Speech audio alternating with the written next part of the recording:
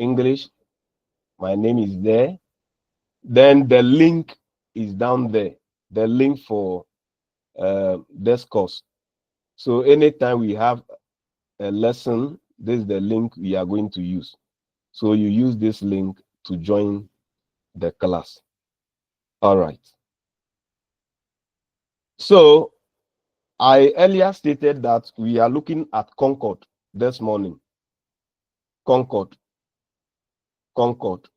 When we talk about Concord, I think this is not the first time you have heard of the term Concord. When we talk about the term Concord, what does it mean?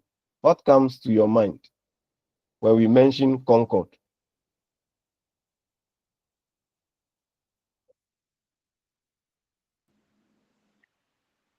Charity. Yeah, sir.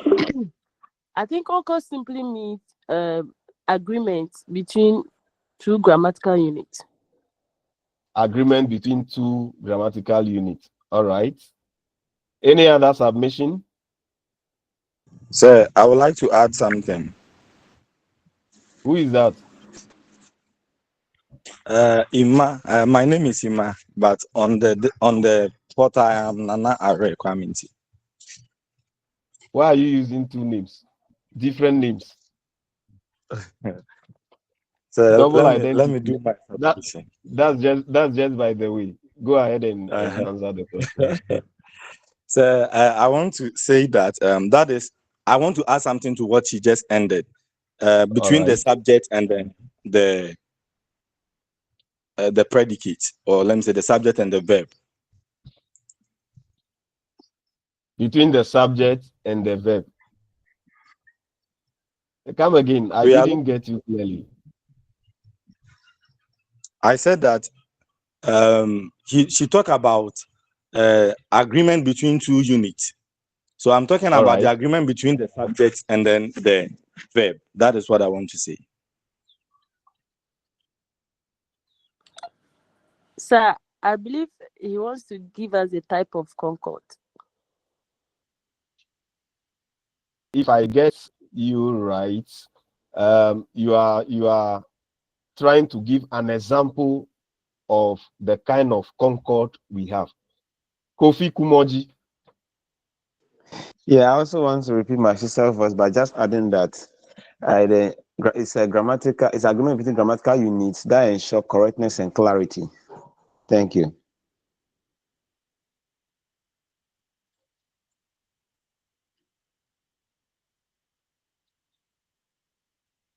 All right.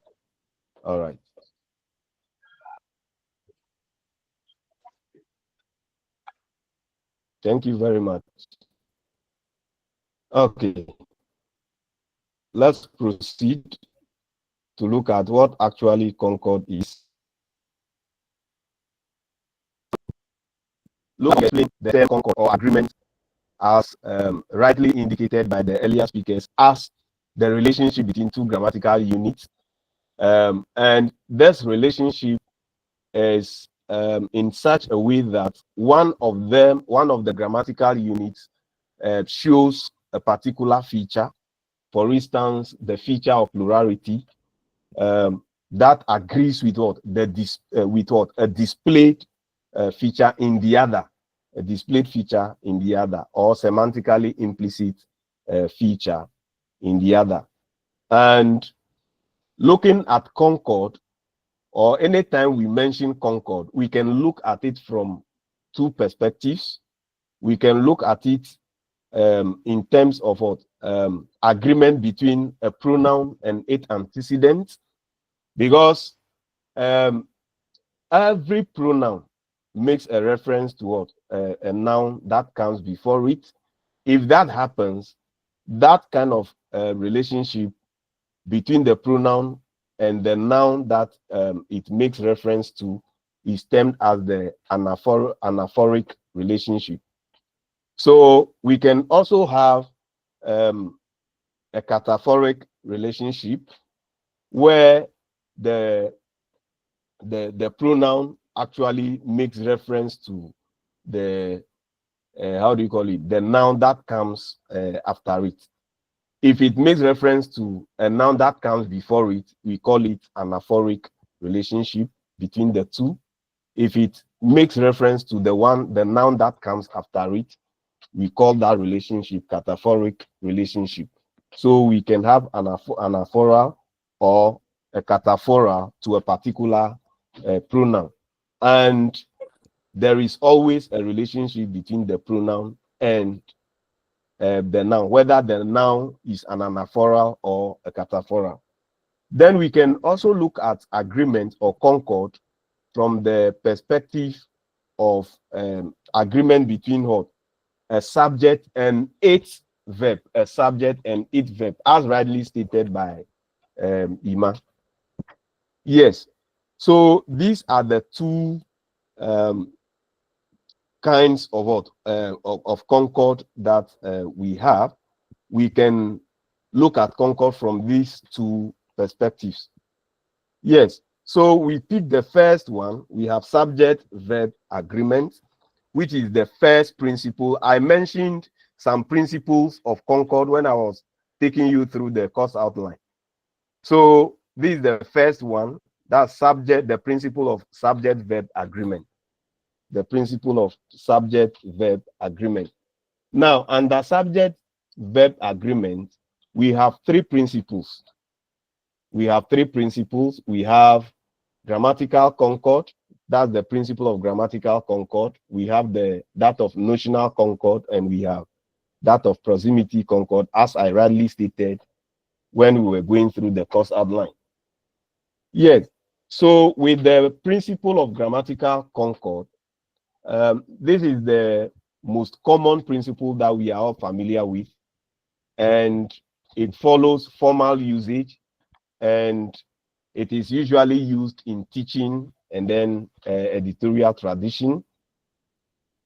And when we talk about notional concord, it is most natural to colloquial English, and the principle of proximity is used in cases where the other two, that is the grammatical concord and then the notional concord, where they provide no guidance, and it is generally felt to lack validity on its own. So what it means here is that proximity concord cannot exist on its own without relying on the other two.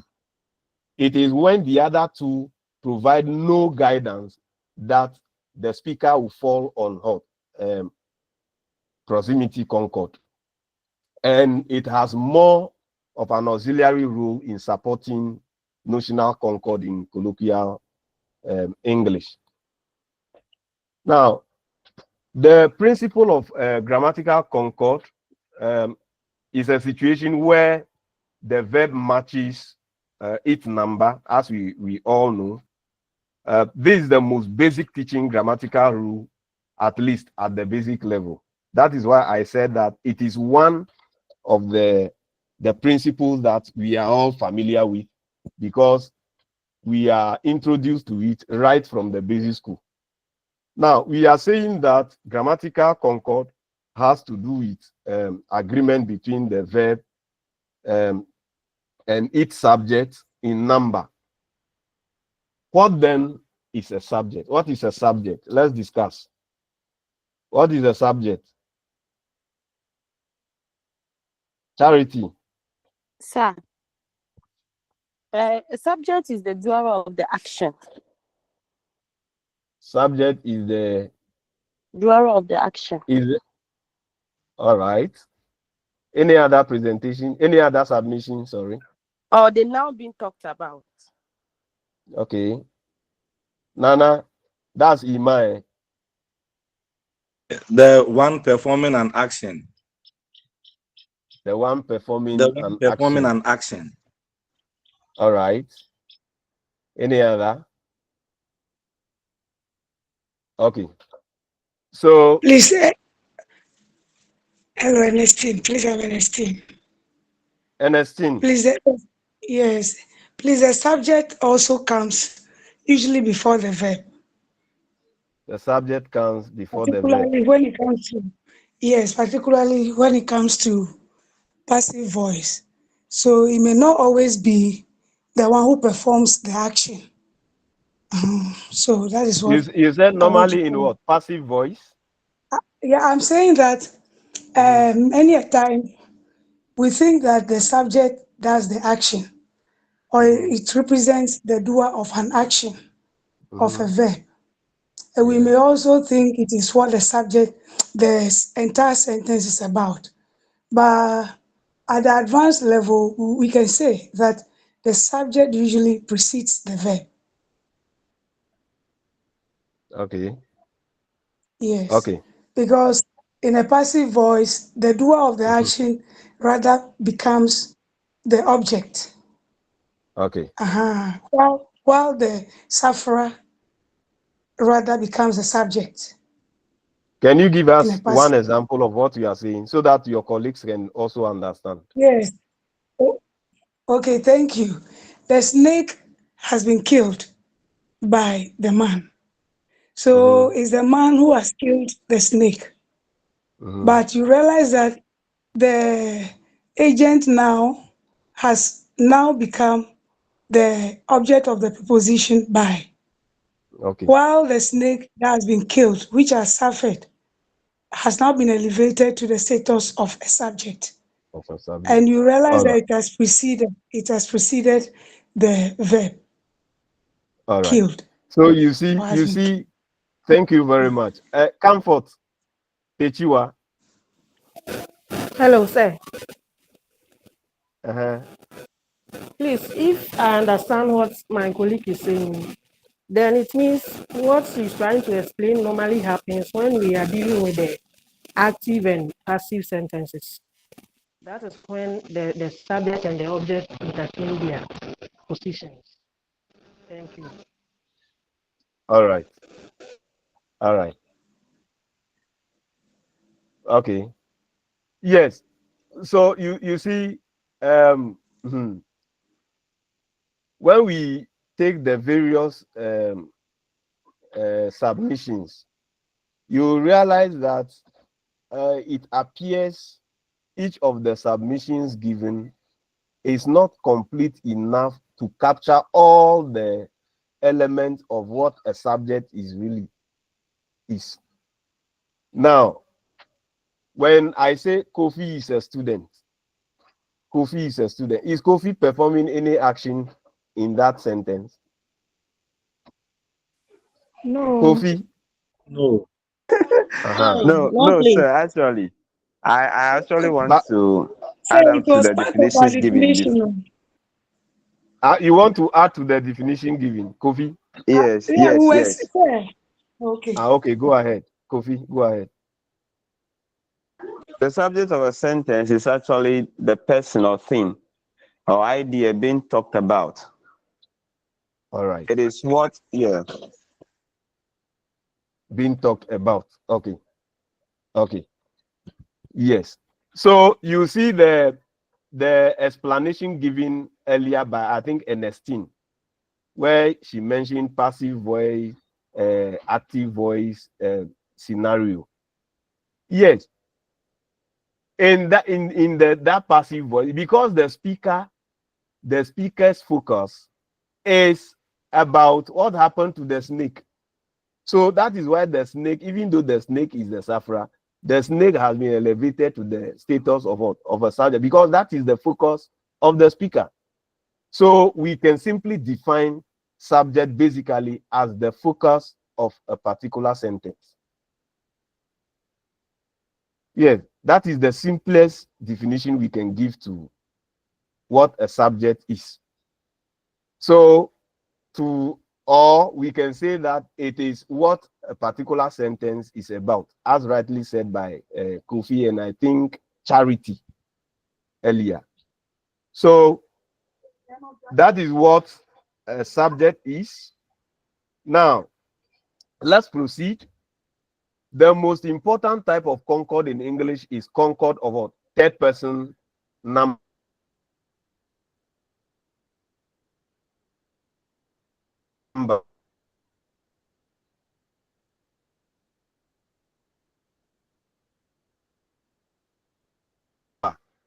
between subject and verb.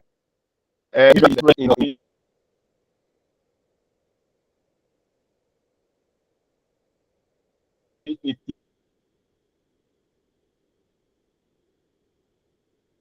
is expressed in the present tense, modal auxiliary. So when we talk about primary auxiliaries, the verb be, the verb have, they are used to express they function as auxiliary verbs in sentences, and they reflect tense as well.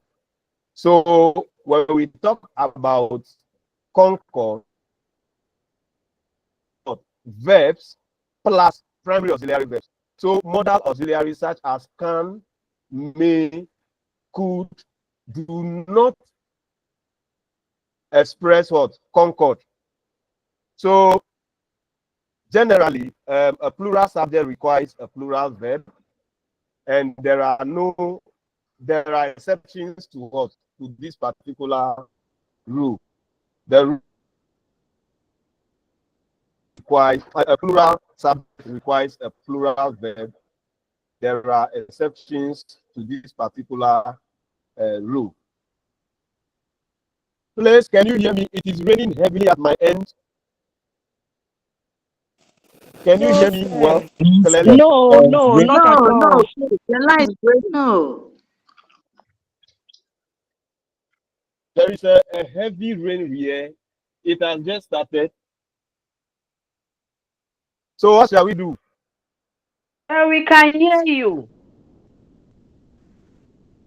Some of us can't hear. We I say postponed. it's dangerous too. Most of us can't It's hear. dangerous too. Please, we can hear well. We can't hear you. I think we can hear. Yes. No, sir. We can't hear. You can hear me, right? Sir, we can't hear. It's Well, raining here well. too. It's raining in most of the parts. So let's postpone the class. Let's Hey, Most of the parts. we I cannot suggest postpone we the class get like that. one of the week postpone. we sit in. Sir, you go on Today, so that the it's recorded one will be We shared. can hear, First- please. So we can ask questions. meeting. So how did you hear him asking the question? Hear me. Continue with the presentation. After that, I'll share the slides with you. So don't worry. And the recorded one. The recorded one, I'm not recording the session because I'm not the creator or I'm not the host of And the the host class. is being recorded. It's being recorded. Okay, so you can request for that from the host. All right. All right. Let's continue. Yes. So as I was saying, concord usually goes with what? Lexical verbs such as come, go, stand, run. Those are lexical verbs. And then primary auxiliary verbs such as is. That's the forms of verb be and the forms of verb have. So we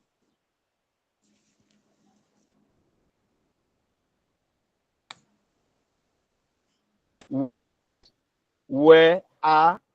So the verb be, and usually I said it works with what? Those verbs, the primary auxiliary verbs in the present tense. So the verb be and then the verb have. Then we also have to note the fact that whenever we have a plural subject, it requires a plural verb. That is what happens in order to reflect the number of that particular verb. And even though this is what is stated here, there are exceptions to it. There are exceptions to it. For example, the boys sleep after supper. The boys sleep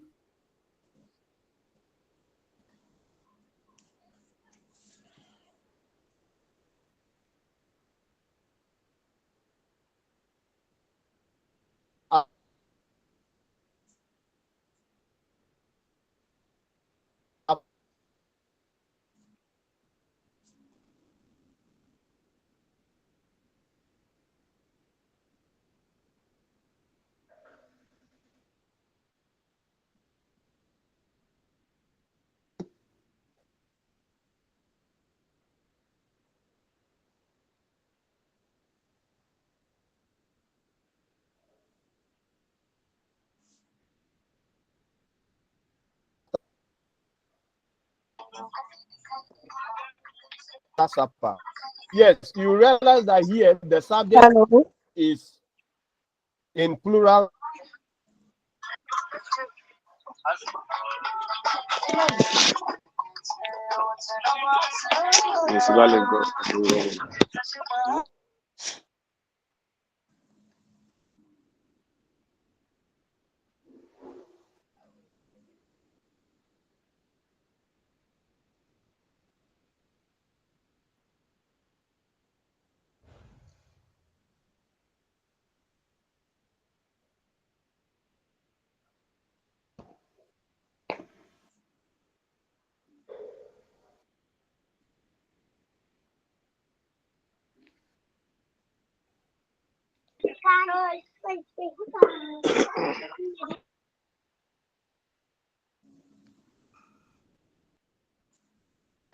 Hello. Is the class ongoing? No, please.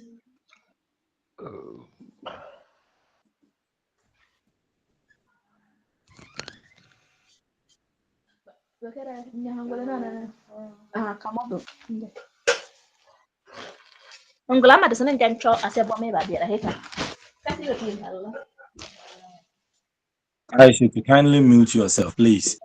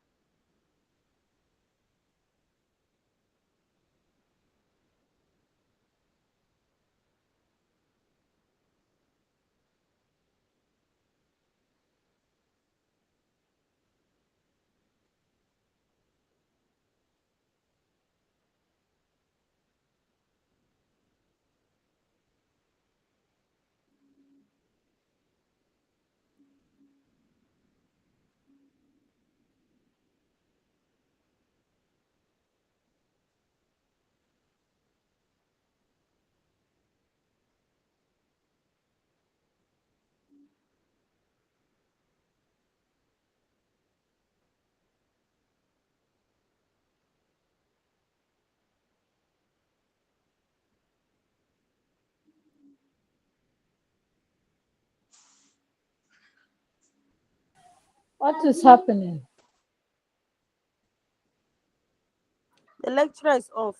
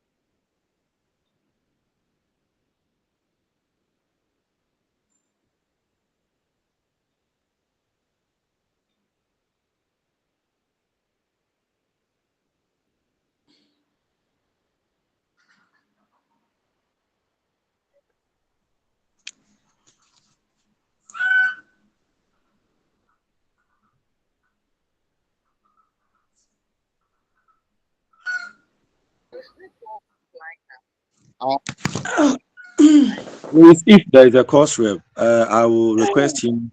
Okay, he's in. Oh, Yes, hello. sir. Hello, sir. Yes. Hi. Can you hear me now? Yes, sir. We can hear you. Yes, sir. The rain is disturbing, so my network keeps dropping. I don't know. What shall we do? So let's postpone. No, we cannot postpone for today. Even if we postpone, we must come back and make sure we complete the lessons for today. Sir, then let's continue. Hello, sir. If it Sir, can we be can changed to hold the on. evening. Yeah, we can But sir, we postpone it to the can evening so that we do that. suspend it. Or suspend it. And We probably should later suspend. in the day.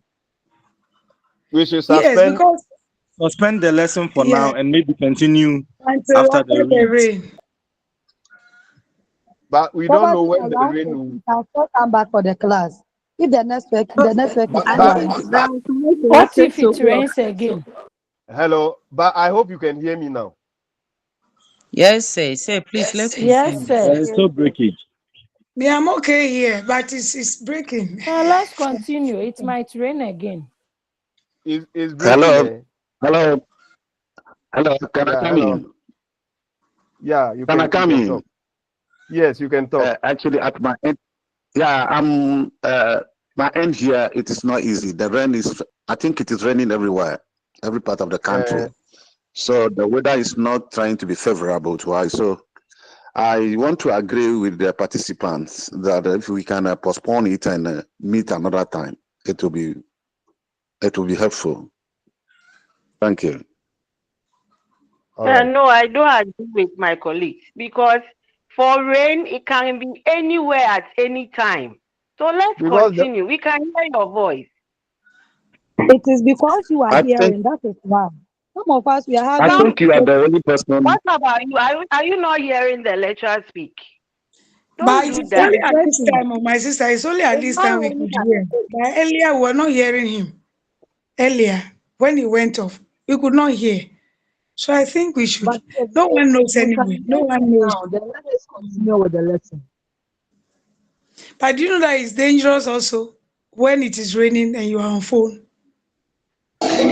What When we are if doing all these later things, on we could have when done it's something. it We could also have done rains at something. your What's end? in the What are we Hello. going to do then?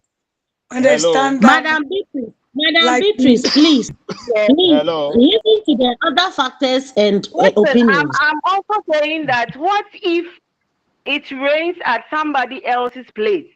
What are you going to do about that person too? A lecturer is saying it is raining where he is. So he is our focus.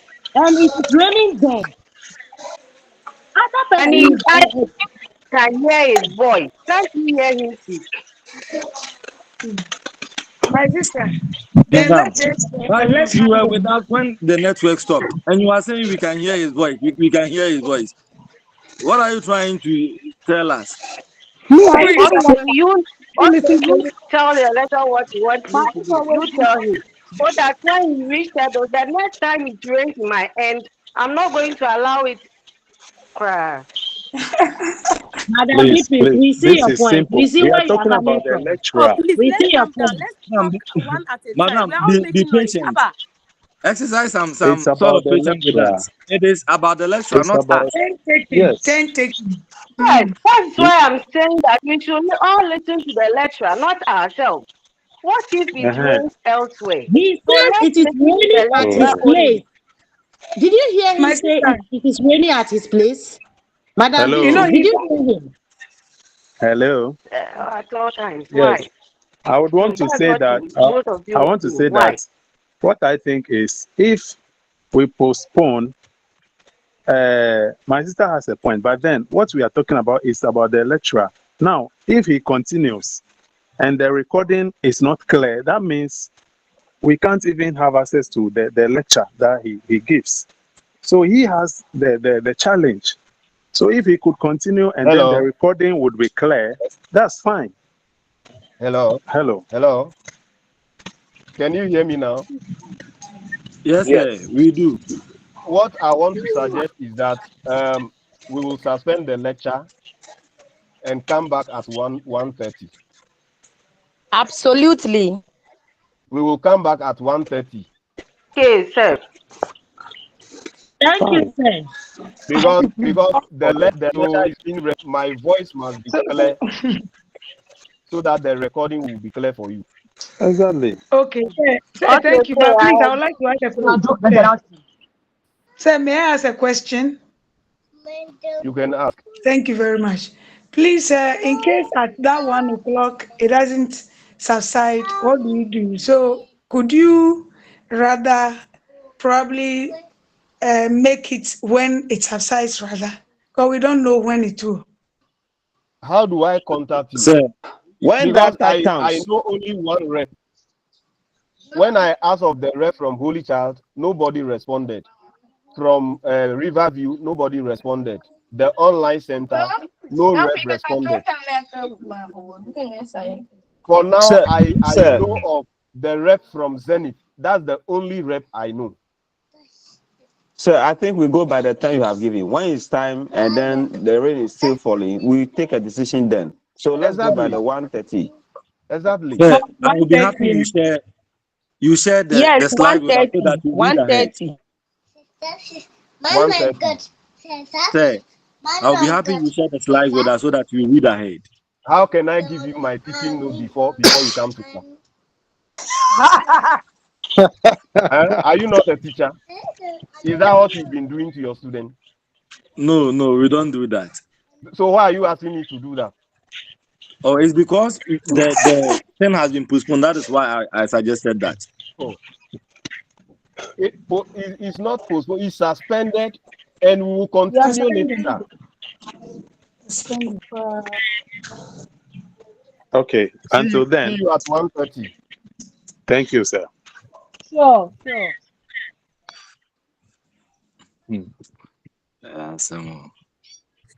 Oh, guys, you fight for all this for C+, and you not allow him to just finish this thing, and then we move on. Oh, Asemo. The breath. Bra, Obenya C+. Don't worry. This one you are getting an A. Don't worry. Prophet of doom. C+ we reject. CD. Don't worry. This one, your A is actually. Oh, your A is assured for this one. You are within the range of CD+.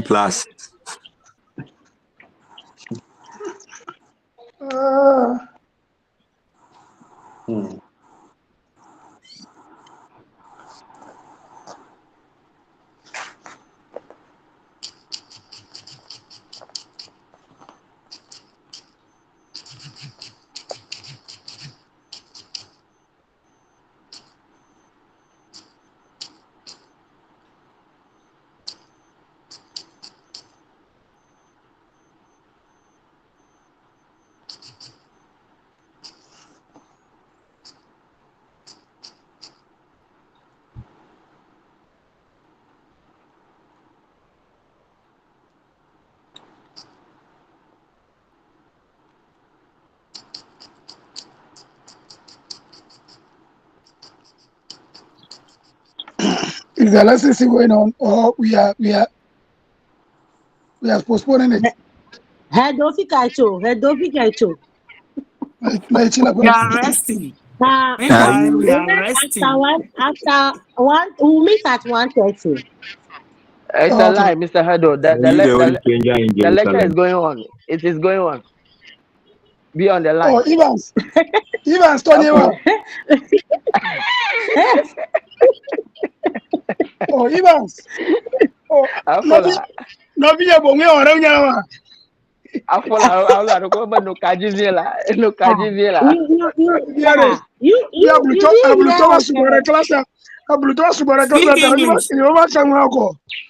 Speak English. You are intimidating us. Madam, Speak English. Madam Edna, don't tell us that. Don't tell us to speak English. Speak English. You are intimidating us. When you have been You know speaking I'm the truth, from. do we complain? I'm from Cape When Coast. your people are speaking the truth, do we complain? Jessica, ask Madam Madam. Edna, withdraw your statement. Please, let's go off and come back at 1:30 because Are you people ready? I want to teach you Concord. I am the master of lecture is Concord. Are being you ready? I want to recorded. teach you. This chat is being recorded.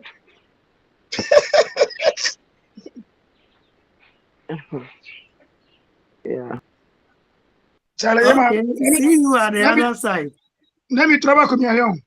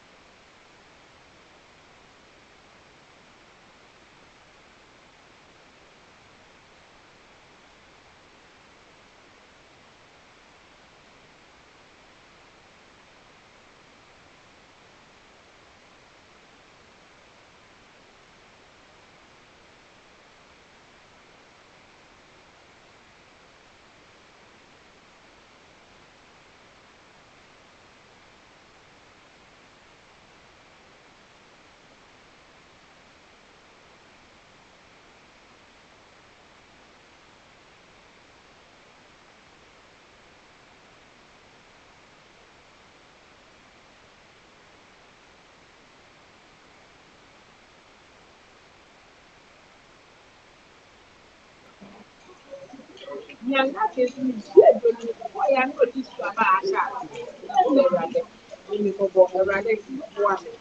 and I'm getting out.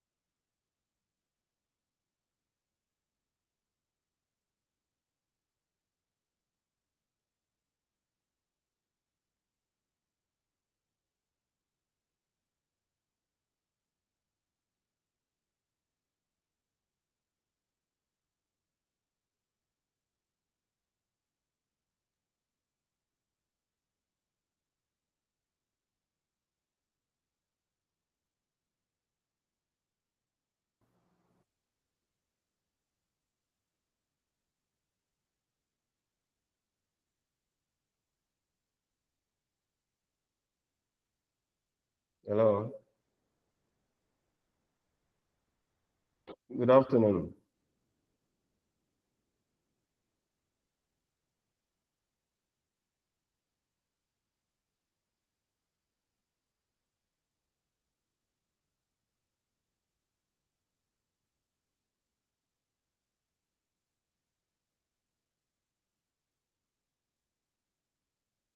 Hello. Hello. Yeah, can you hear me clearly now? Yes, please. All right. So we'll continue at 1:30 then. I just want to find out whether you can hear me clearly now. That it has stopped raining here. So Okay.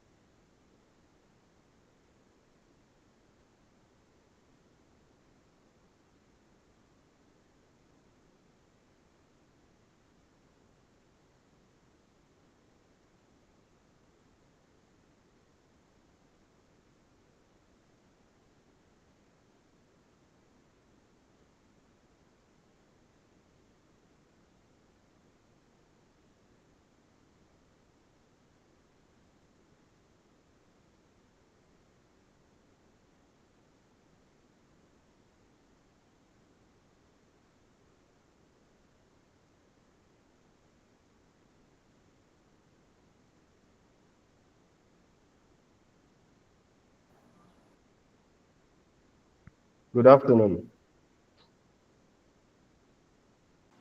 Good afternoon, sir. I hope it has stopped raining at your end as well.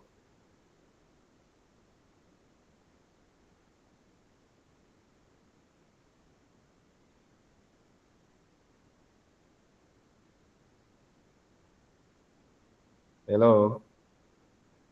Hi. Hi.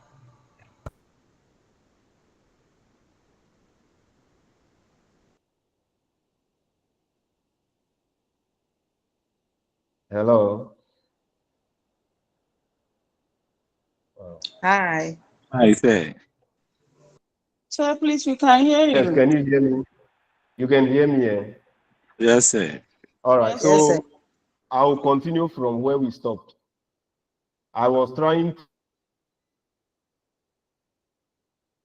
coordinated the subject is, and we were trying to look at few examples before the network went off.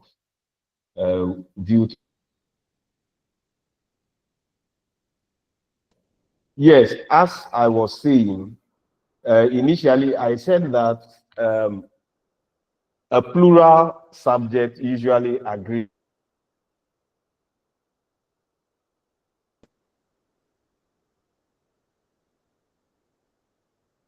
also in number. But there is also a situation where we can have subjects which are coordinated by the coordinator and when that happens, whether individual conjoins are singular or not, you have to use a plural verb. So the examples we're trying to look at include the following. Tom and Jerry are now ready. And I was saying that that sentence actually contains two clauses. We have Tom is now ready, and then we also have Jerry is now ready. Then the second one, Sadie and Ellie are in charge of the operation. Sadie and Ellie are in charge of the operation. What are the individual clauses there? What are the individual clauses there? In the second example, we have two independent clauses put together there. What are the clauses there?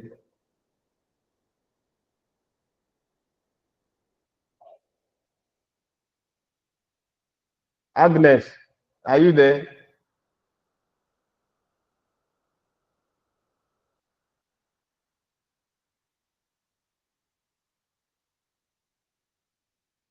Hello? Agnes. Oh, let's identify the individual clauses in Yes, that sir. sentence. Yes. What are the Yes, individual sir. clauses in example 2? Sadie and Sally Ellie are is in in charge charge of the of the operation. operation. You said? Sir, Sally is in charge of the operation and Ellie is in charge of the operation. Good. So those are Thank the you, sir. two. You're welcome. Those are the two clauses there put together. So you realize that only the subject for the second clause is maintained, and it's added to the subject of the first clause to make it a coordinated subject. Then we have what I say and what I think are my own affair. Here also, it means that what I say is my own affair and what I think is my own affair. When you look at example 4, what I say and do are two different things. What I say and do are two different things. There is some kind of ellipsis here, as we saw in the other ones, but the individual clauses include what I say is one thing and what I do is another thing. So these are some examples of coordinated clauses. Then we can have what we call asynthetic coordination. Asynthetic coordination. This is a situation where you will not see any clear use of a coordinating conjunction. you will not see any clear use of coordinating conjunction. Instead, you will see a comma separating each of the subject. And this one, the asynthetic coordination, also takes plural verbs. For instance, his recorder, his money, his purse were confiscated at the port. His recorder, his money, his purse were confiscated at the port. So a singular noun phrase followed by expressions such as etc. and so on and so forth normally takes a plural verb as well. For instance, the size, etc. The size, etc. are less important for our purposes.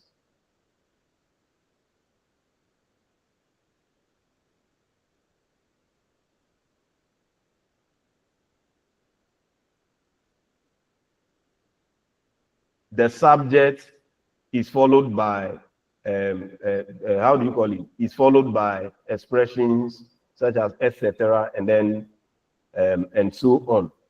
So we are using plural verbs in each of these examples. In example 1, we use are instead of is. Example 2, we use keep instead of keeps. Yes, before I move on with the second one, which is quasi-coordination, if you have any question to ask about coordinated subjects, I will pause for you to ask before I move on with what we call quasi-coordination.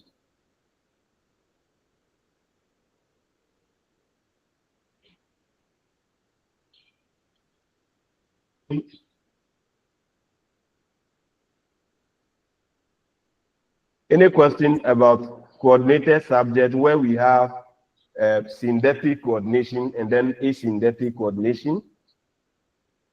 Any question about that? Okay, I take it that you've understood the explanations. We continue with what we call quasi-coordination. Quasi-coordination, it is a situation where noun phrases which are linked by prepositions such as along with, rather than, as well as, after another, together with, etc., are called quasi-coordinators and take singular verbs. So situations where we have these coordinators putting noun phrases and prepositions together, we use what we call singular verbs, no longer plural verbs. For instance, the captain, as well as other players, was tired. The captain, as well as other players, was tired. The driver, together with the passengers, was afraid of dying. One speaker after another complains about lack of sanitation. So you realize that the noun phrases, the captain, the driver, one speaker, they are followed by prepositions or quasi-coordinators such as what? As well as, together with, after another. So those are all quasi-coordinators that are linking the noun phrases to the verb. So we are using singular verbs. So the verb must agree with the noun phrase. So all those prepositional elements following the subject serve as appositives. They all serve as appositives. Okay. Now, one thing you need to take note of with regard to quasi-coordination is that if there are two noun phrases and an adverbial is attached to the second noun phrase linked to the first noun phrase by the coordinator, and the construction is taken as parenthetic and the rule here we are referring to the grammatical concord. The rule of grammatical concord requires that the verb agrees in number with the first noun phrase. So if there are two noun phrases linked and then an adverbial is attached to the second noun phrase linked to the first noun phrase by and, construction is regarded as a parenthetic, and the verb must agree with the first noun phrase. For instance, a playwright and sometimes an artist is invited to address the society. A playwright and sometimes an artist is invited to address the society. So here you will realize that the verb is agrees with the first noun phrase. The first noun phrase, which is what? A playwright. Then second example, the minister and perhaps his wife too is likely to be present. The minister and perhaps his wife too is likely to be present. So here also the verb is agrees in number with the first noun phrase, which is what? The minister. Which is the minister. So if we have two coordinated units which have the same reference, we use singular verb. We use a singular verb.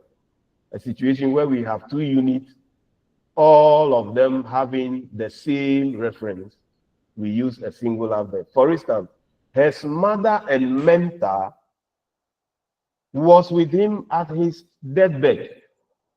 His mother and mentor was with him at his deathbed. Here you realize that the unit, his mother, and then mentor, these are two units. They are all referring to the same person. For that matter, we use a singular verb, which is what? Was. Then the second example, your fairness and impartiality has been much appreciated. Your fairness and impartiality has been much appreciated. So here you realize that fairness and impartiality describe the person's attitude. The person's attitude. So here you realize that a clear situation where two units making reference to the same thing or person, we use a singular verb. But if they were referring to different persons or things, we would have used a plural verb. Yes. So if the determiner is repeated, then the verb must be plural. With regard to the second example, if the determiner is repeated, then we have to use what? A plural verb. For instance, your fairness and your impartiality have been much is repeated for each unit. You have the same determiner. So we have your before fairness, then we have another your before impartiality.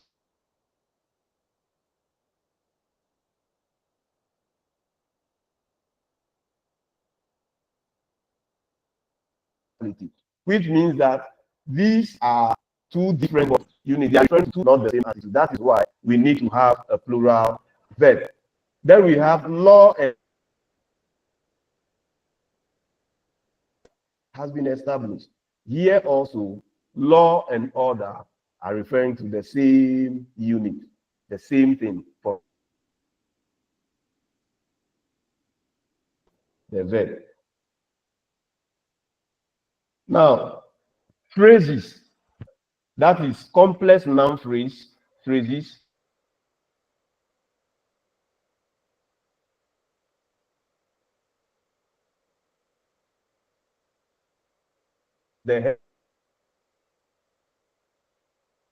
We must use a singular verb. The change in his behavior towards his kids as very worrying. The change in his behavior towards his kids is very worrying. So here you realize that in the complex noun phrase, the change in his behavior towards his kids, that is the complex noun phrase. The head word of that noun phrase is changed, and you realize that it is singular in number. That is why we have not used the plural form of the verb, but we have used the singular form of the verb, because the head word change is in singular number.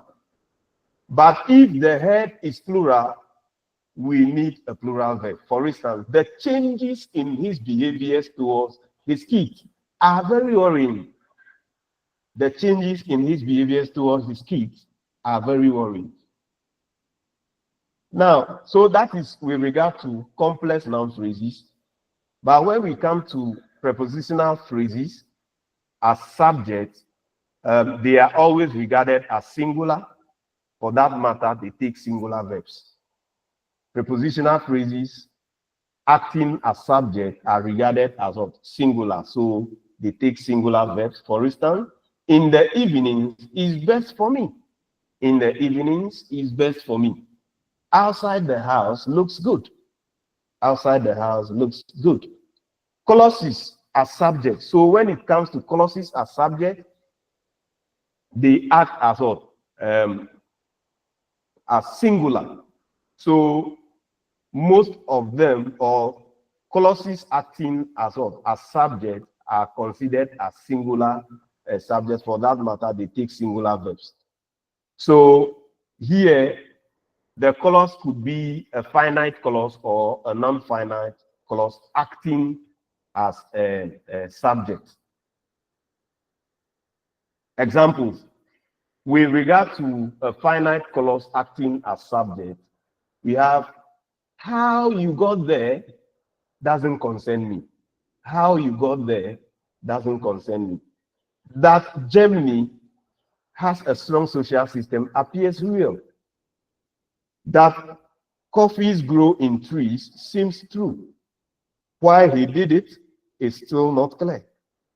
The dog who is chewing on my jeans is actually very good. Now, clauses, that is non-finite clauses acting as subjects. To eat them as slaves, to treat them as slaves is criminal. To treat them as slaves is criminal. To forgive is divine. Sorry, here the divine should be the E, there should be I. Good. To forgive is divine. Smoking cigarettes is dangerous to your health. Smoking cigarette is dangerous to your health. Any problem? Somebody's microphone. Christabel, your microphone is on and is distracting the presentation. Thank you very much for putting it off. All right, let's continue. Now, with regard to what we have looked at now, complex noun phrases, prepositional phrases, and then clauses, whether finite or non-finite, acting as subject, they take what? Singular verbs. So with regard to what we have looked at, when it comes to the verb phrase, now the verb phrase, for instance, nominal relative clauses, with what or whatever, takes a particular number of a verb phrase depending on the interpretation of the number of the WH element. So that is with the determinants what or whatever, the verb phrase is determined by the number of the determined nouns. For instance, what were supposed to be new proposals were just modifications of the previous ones. What were supposed to be new proposals were just modifications of the previous one. What was once a mansion is now a pile of rubble. 2 miles is as far as they can walk. Whatever material a researcher reviews suits him well. What ideas he has are his sons. So here you will realize that the verb phrase in each example is determined by the number of the determined noun. So when you look at the determined noun in example 1, which is proposal, is in plural number. So the verb is also in plural. So because we have proposal, which is the determined noun, the verb is also in what? Plural. Then when it comes to the second one, which is mansion, mansion is the determined noun. Because it is singular, the verb is also singular. When you come to the third example, the determined noun there is material. For that matter, the verb also is in singular to agree with this, that singular determined noun. So we are using suits instead of suits. The last example is also, the determined noun is also in plural. For that matter, we have a plural verb.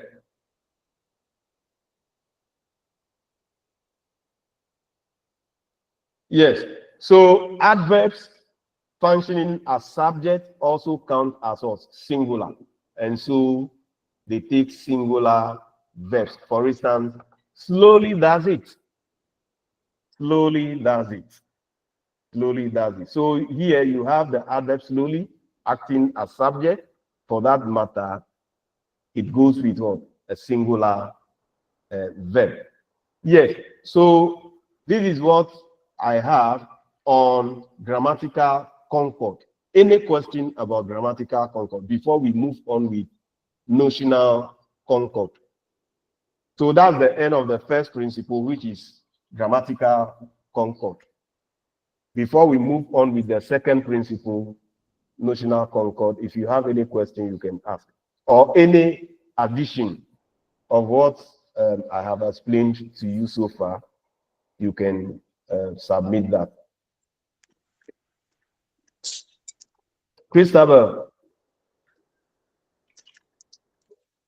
or is it not? Yes, sir. Okay, now. Please, we looked at the earlier this thing you took us through, which had to do with where you have the appositive, two commas separating with either with the phrase that begins with or and, you know, and you realize that the verb agreed with the subject. So if the subject is singular, the first subject, he agrees the first subject. So if the first subject is singular, the verb takes on, it's also singular. Now, what about if you take the two commas away, so that you have the driver without a comma together with the passengers without a comma, dash afraid of dying? In that instance, would we have the situation where the driver together with the passengers all become a plural subject? So the verb will take on a plural verb. Would that be the case? That's what I want to understand, sir. I didn't get you clearly because along the line, your line went off. So I couldn't let hear me you. take this example. The driver, comma, together with the passengers, comma, was afraid of dying. So the was agrees with the driver. So together with the passengers, that this phrase is within two commas. And therefore, my question is, let's take away the two commas. If we take away the two commas, then it will read the driver together with the passengers, dash afraid of dying. Would it now be were instead of was? Because we don't have the two commas separating the together with the passengers from the driver. You see, I said something earlier that usually quasi-coordination where you have quasi-coordinators, they are often regarded as parenthetic. So it means that they can easily be taken out. So we can have the example you have given, we can have the driver was afraid of dying. Do you get it? So you cannot be using quasi-coordinators and then without using commas. The commas must come. Because they are regarded as parenthetic, the commas must be there. Yes, sir. But I'm okay, sir. Thank you so much. All right, all right. Any other question?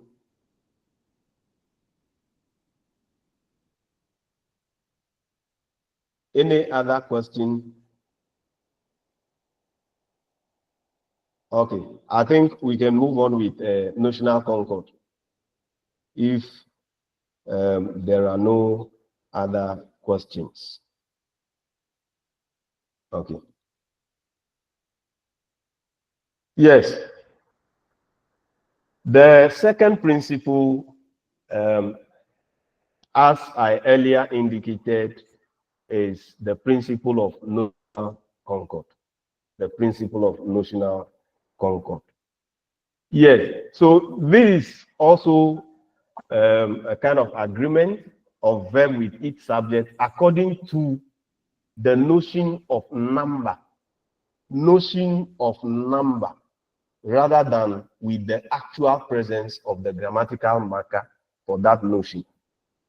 So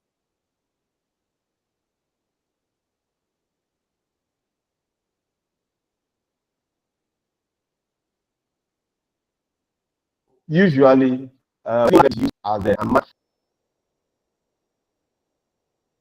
notional concord. So with notional concord, we can make mention of collective nouns.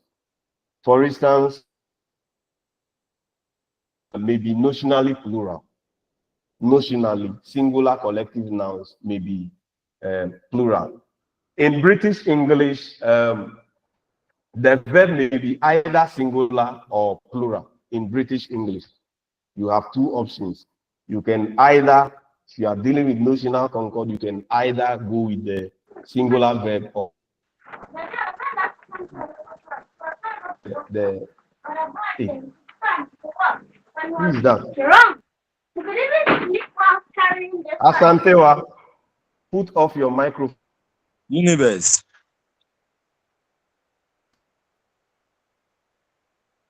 All right, let's go. So as I was saying, in British English, we can use either a singular verb or a plural verb for singular collective noun.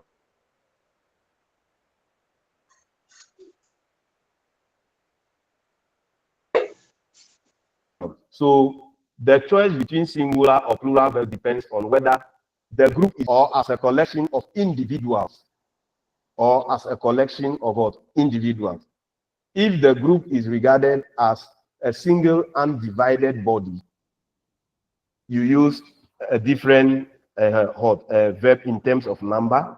If it is regarded as a collection of individuals, you use a different one. So examples of collective nouns such as government, audience, jury, group, team, public, committee, etc.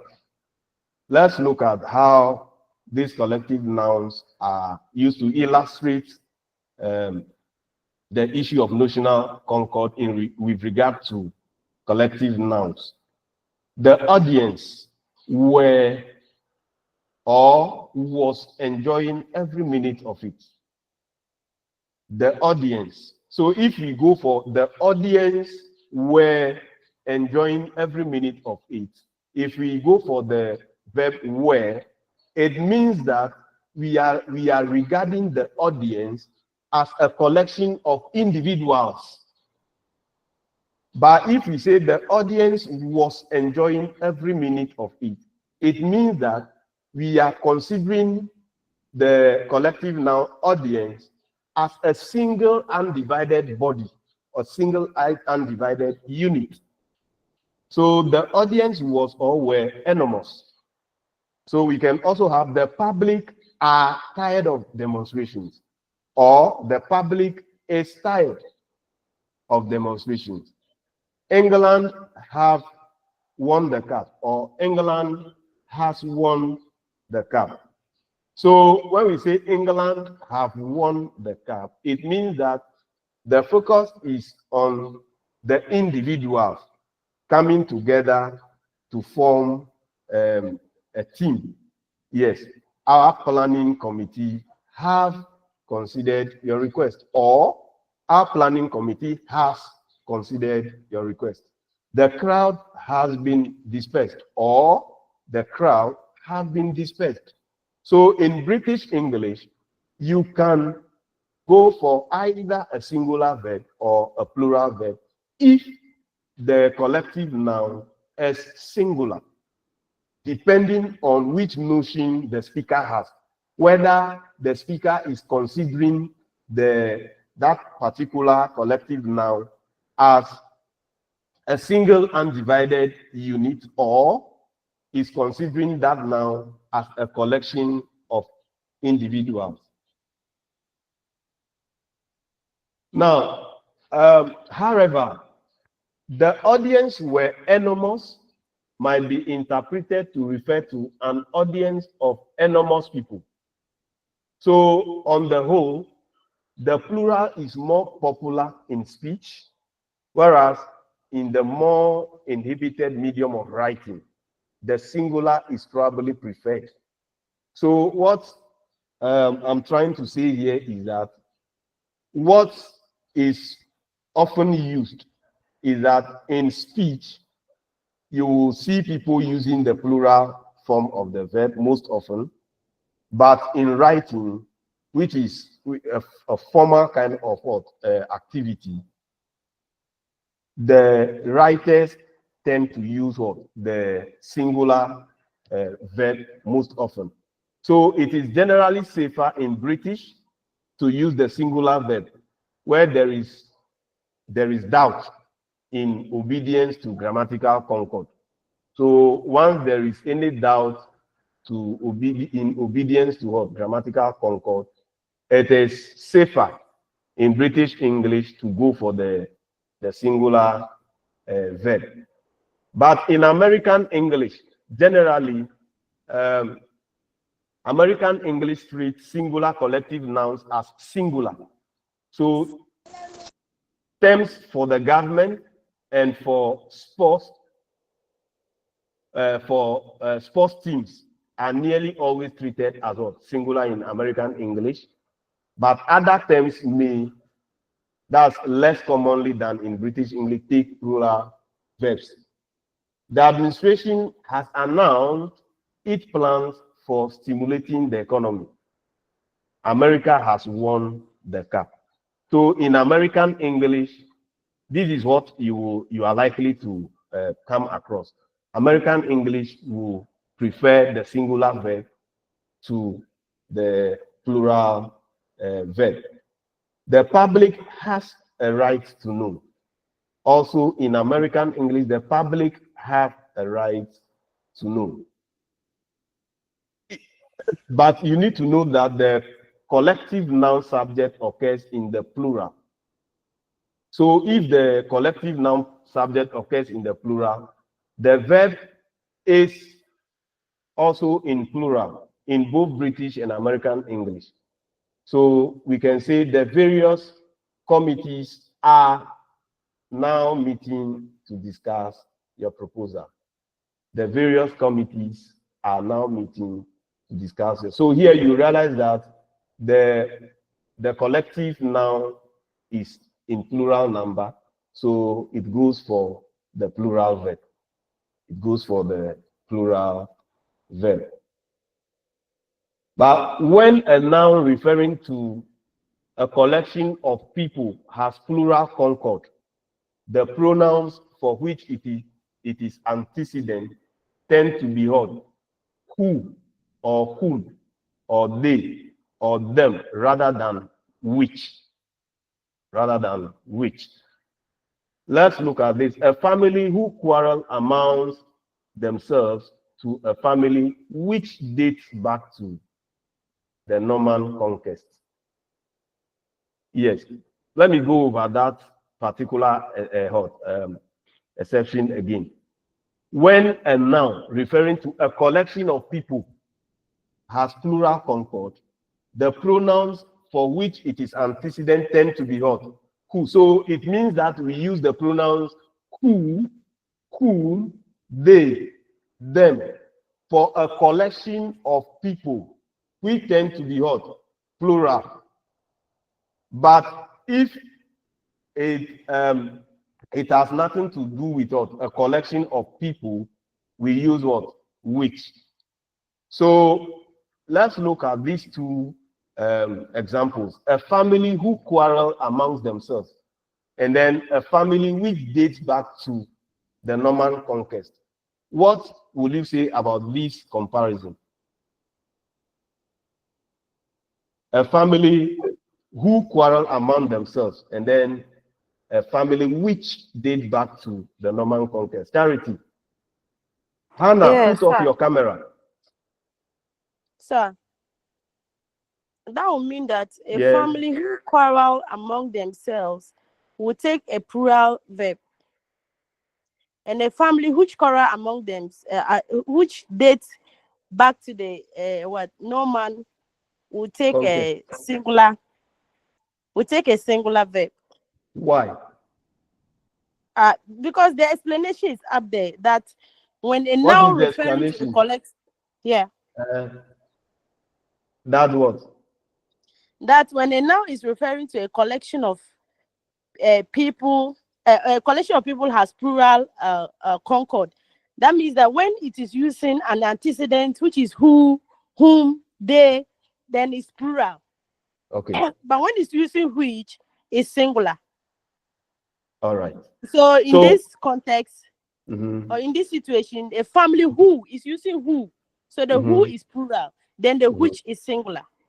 Okay. So let's form some sentences using those two expressions. A family who quarrel among themselves, and then a family which dates back to the Norman conquest. Let's use them to form sentences, and let's see.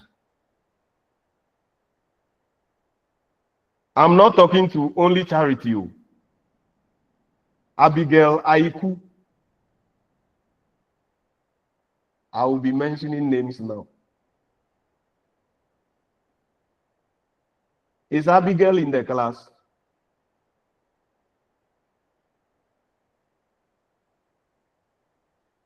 Or she is not with her device?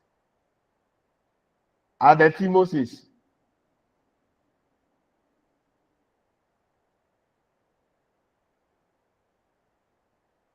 Hello.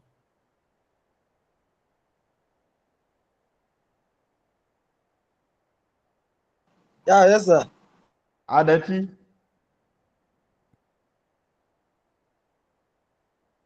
Moses. Yes, sir. So let's hear from you.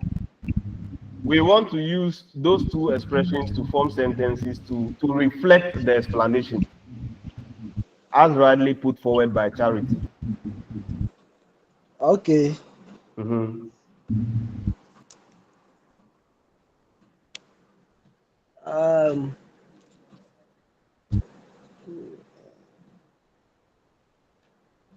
So the first one, a family who quarrels among themselves. A subject. Okay.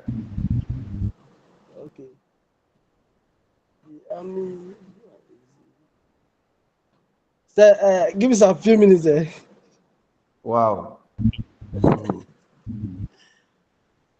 I should give you a few minutes. Yes, please. Charity, do you want to help us?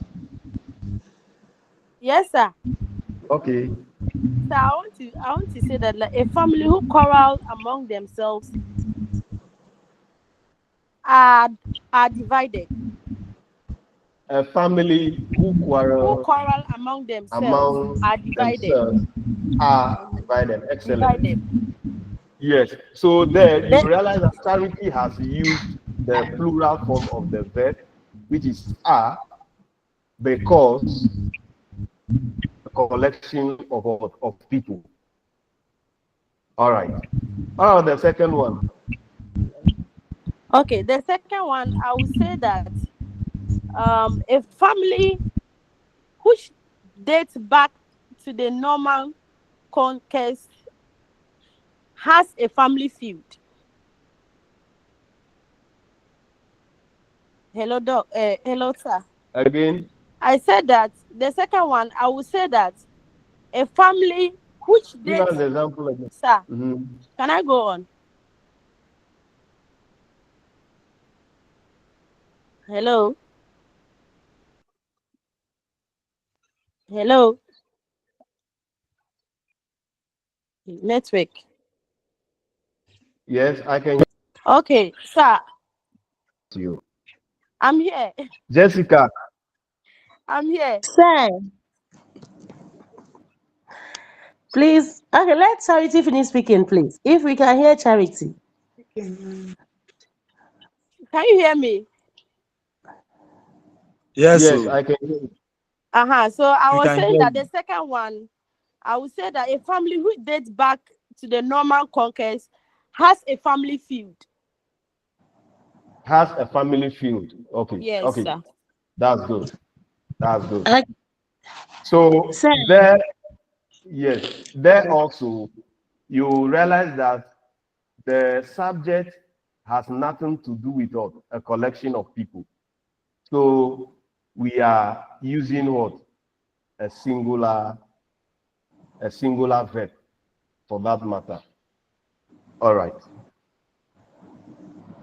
So let's okay, move sir, on. please, I'd like to use a crowd. You want to Crowd. The for collective. what? Yes. I think the example in the book is on family. So I'm Yes. trying to use that understanding to work with another collective now. That's fine. So Go my ahead. statement goes: a crowd Mm-hmm. who gather during a fight are mostly idle. Okay. Then the second one, a crowd which stands to witness fight is very idle. All right. All right. Thank Excellent. Thank you very much. So let's look at another instance. Couple, in the sense of two persons, normally has a plural verb, even in American English. So when couple, in the sense of two persons, normally has what? A plural verb. For example, the couple are happily married. The couple are happily married. But a singular verb is used if the unit, that's the couple, denotes a unit. So once the word couple is denoting just a unit, but not the two persons involved, then we use a singular verb. So we can say each couple was asked to complete a form. Each couple was asked. So we are looking at couple as what? A unit, not the individuals within that group. But if both units refer to the same entity, for instance, the principle of notional concord explains that, for instance, in these examples, the hammer and sickle was flying from the flagpole. The hammer and sickle was flying from the flagpole. Yes, here you will realize that both hammer and sickle are referring to the same entity. So we are going for a singular verb. Danish bacon and eggs makes a good solid English breakfast. So it's both Danish bacon and eggs referring to the same hot meal, a particular meal. The bat and ball sells good beer. The bat and ball sells good beer. So bat and ball referring to a single entity. Despite the coordination, the subject named a single flag, a single meal, and then single pub respectively. So as I explained earlier, even though we have seen that the subjects are clearly coordinated using the coordinating conjunction and, they are all referring to what? The same entity. So in the case of example 1, it names a single flag. In example 2, a single meal. In example 3, a single pub. So, but if we say Danish bacon and eggs sell very well in London, Danish bacon and eggs sell very well in London. Here, we are considering each of them as an entity. So we are going for a plural verb. But if all of them refer to the same entity, then we have to go for a singular verb, as we have seen in the previous examples. Also, arithmetical sums may be used with a singular or plural verb. For example, 2 and 2 makes 4. 10 times 5 is or are 50. So arithmetical sums may be used with what? A singular or plural verb. So the examples clearly illustrate this assertion. 2 5s make or makes 10, but 2 5s are 10. 2 5s are 10. 10 minus 2 is 8. 10 into 40 is 4. So these are all arithmetical sums. Then we want to look at coordination within a singular subject. There could be a coordination within a singular subject, as we saw earlier in the case of grammatical concord, when we're looking at the principle of grammatical concord. A singular non-count noun head may be pre-modified by what? Phrases coordinated by and. So as subject, the resulting noun phrase may imply 2 or more separate sentences and may then be legitimately followed by what? A plural verb. For instance, American and Dutch beer are much lighter than British beer. So here, you realize that there is coordination within the subject. The subject there is American and Dutch beer. That's the subject. There is a coordination within that subject. So what we have there is American beer is much lighter than British beer. The second one is Dutch beer is much lighter than British beer.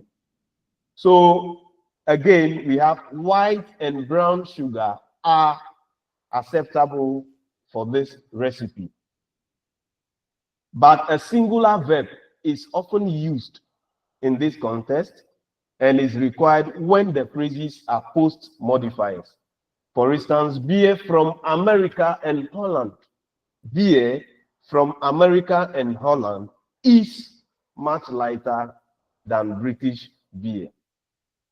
Beer from, so you realize that there is a post modifier which is from America and Holland. So the post modifier there is what? From America and Holland. That is what modifies the noun phrase beer. So for that matter, the verb agrees with the head word beer. So we are going for a singular subject in that instance. So the principle of notional concord accounts for the common use of a singular with what? Subject that are plural noun phrases of what? Quantity or measure. And the entity expressed by the noun phrase is viewed as a single unit. For instance, $10 is all I have left. So that amount is, then we have 15 years represents a long period of his life.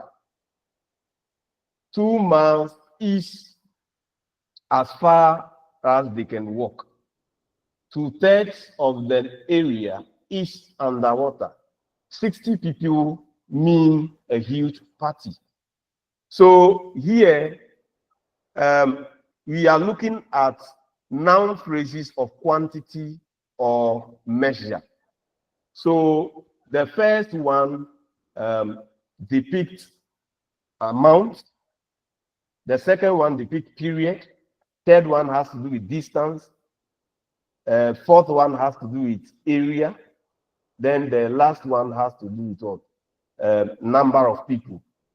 So we also find a type of number concord at the phrase level in that certain determinants agree in number with their noun heads. For instance, that idea, those ideas. So you realize that the first noun phrase, which is that idea, within that, we have the head word idea being singular.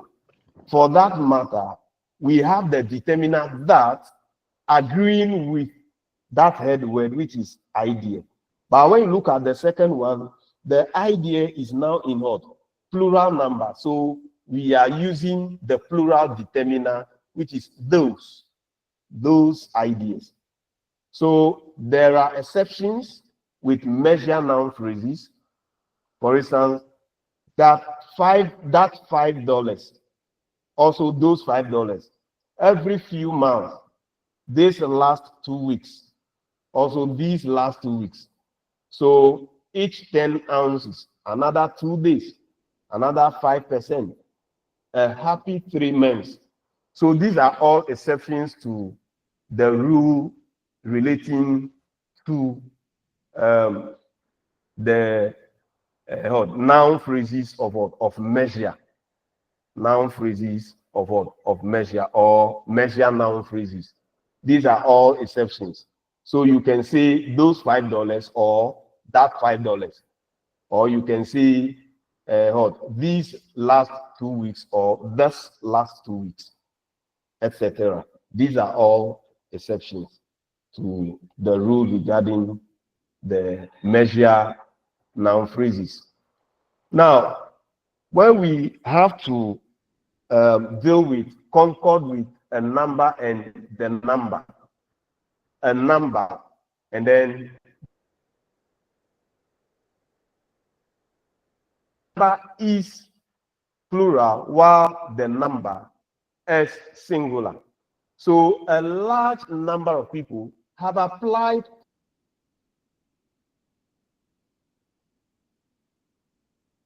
referring to what?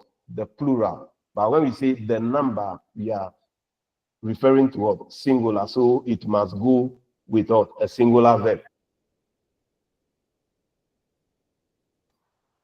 The number of people who turned up was amazing.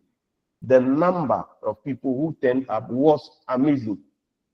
But the majority is Muslims. The majority is Muslims. So the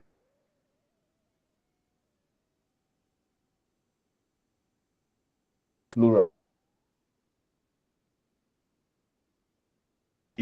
Or and then none.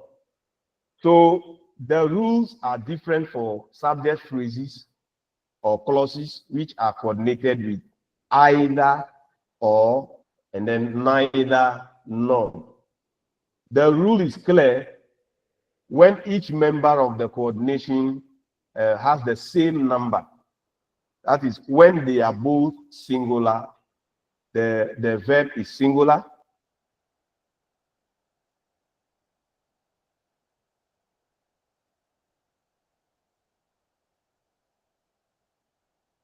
But when they are both plural, the verb is plural. For instance, either we should do, either the mayor or her deputy decides what we should do. Another example, either the mayors or their deputies decide what we should do. So when it has to do with coordination with either or neither nor, where we have the two noun phrases in the coordinated subject being singular, you must go for a singular verb. But when they are plural, you must go for plural verb.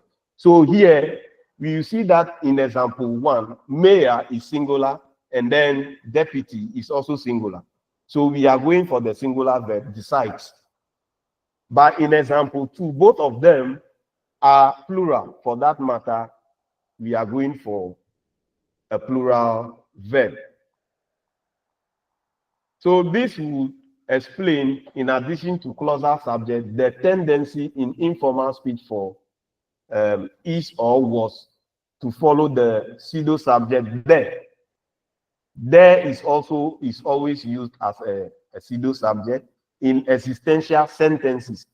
For instance, there is hundreds of people on the waiting list. There is hundreds of people on the waiting list. Similarly, interrogatives who and what as subject normally take a singular verb, even when the speaker has reason to believe that more than one person or entity is involved. For instance, who is making that noise? What makes him think so? What makes them behave like that? However, a plural verb may be used if other words in the sentence indicate that a plural subject is expected in the answer. For instance, who have not received their possession? Who have not received their possession? Then we can talk about singular nouns ending with S of the plural inflection. For instance, measles, mathematics, MEMS, physics, linguistics, phonetics, etc. These are all singular nouns, but they end with the S of the plural inflection. So we can also have plural nouns lacking the inflection, such as cattle, people, clergy.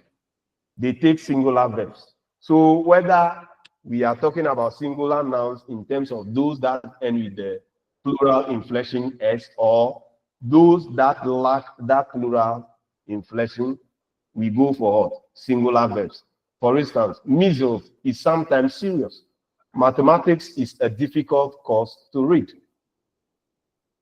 Then, in dealing with plural phrases, including coordinated phrases, count as singular if they are used as what? Names, titles, quotations, etc. For instance, crime and punishment is perhaps the best constructed of Dickens' novels.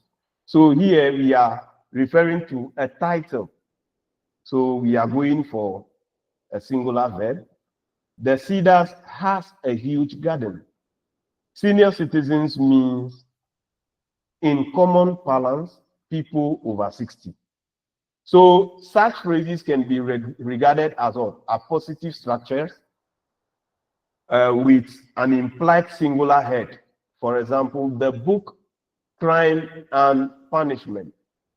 So the book Crime and Punishment, as I earlier indicated, crime and punishment, as used in the first example there, has to do with the title of a book.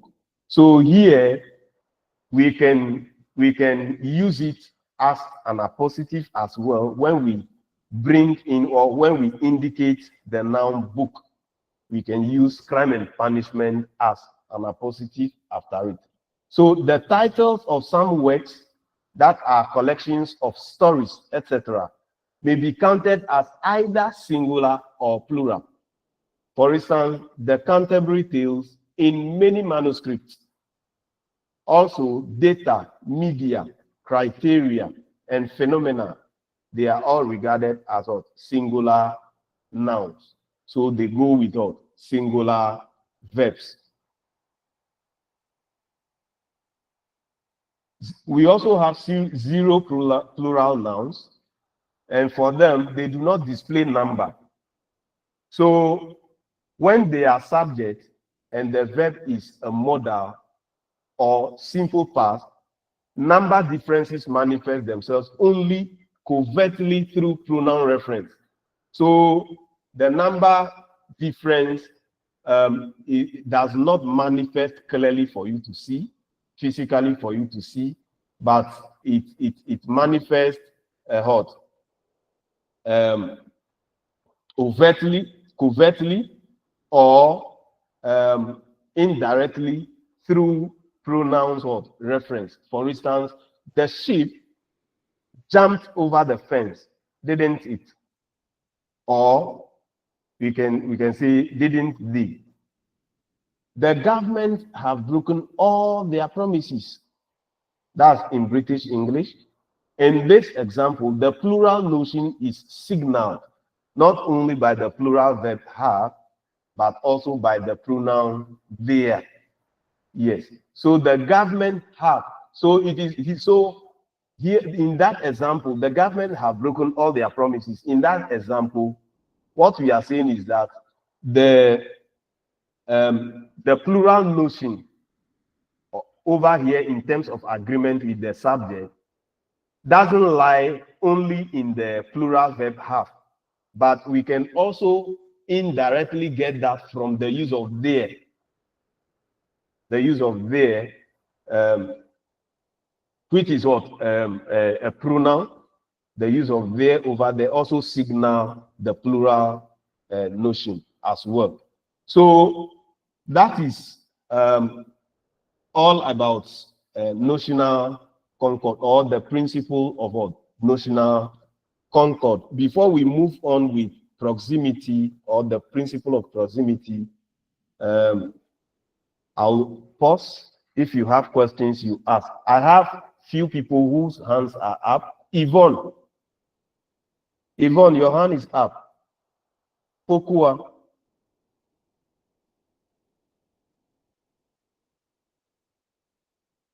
Yvonne. It seems Yvonne is not with us. Dora Kwanzaa. Ernestine Sunu. Hello, sir. Are you with us? Okay. Yes, please. I'm with you. Yes. Yes. Sir, You please, want to ask a question? Yes, I would like to know all that we've learned. Why this particular statement is there's hundreds of people on the waiting list, not there are. I would like to know, because I think when we come down, there's something on that's however a plural verb may be used if other words in the sentence indicate that a plural subject is expected in the answer. So from this, I'm considering hundreds of people to be plural. So I don't understand why it is there is. So kindly clarify this If you will, yes, if you got me right, I preceded that example with some explanation that there is this tendency for people to use the singular verb after the pseudo subject there in informal speech. Okay. So that is the example I have put there. Okay. All right. Okay. But in formal speech, it should be there are hundreds of people on the waiting list. Okay. Okay. Yes. Thank you. You're welcome. Any other question?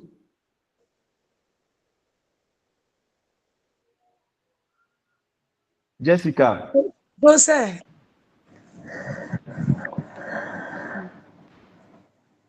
Jessica. Sir, please. I was thinking, and I still wanted to say something. That's why I paused.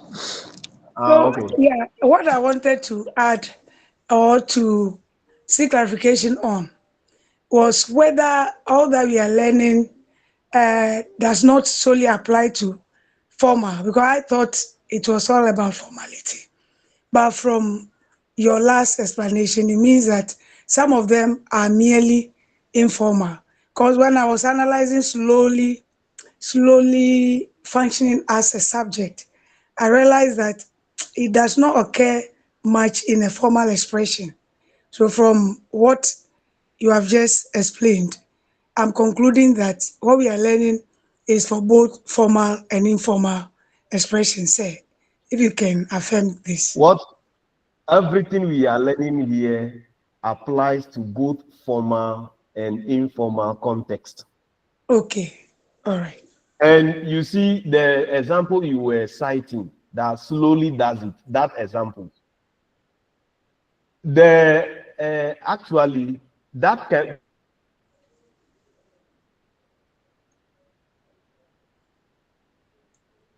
example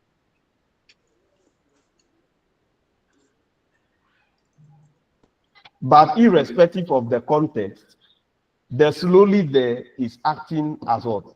As subject. Yes. Usually in Understood, sir. informal speech, you will realize that maybe there might be previous how do you call it, statement. Yeah. It's said. Even the use of it, the pronoun it, should suggest to you that the something has been said earlier. Hence the use of what? Pronoun. So for you to get the clearer meaning, there should be an established context. Next. Okay. Yeah. Thank you. Okay. Thank you, sir. That everything Sir, we are please, learning here in has your to do with both formal and informal speech. All right.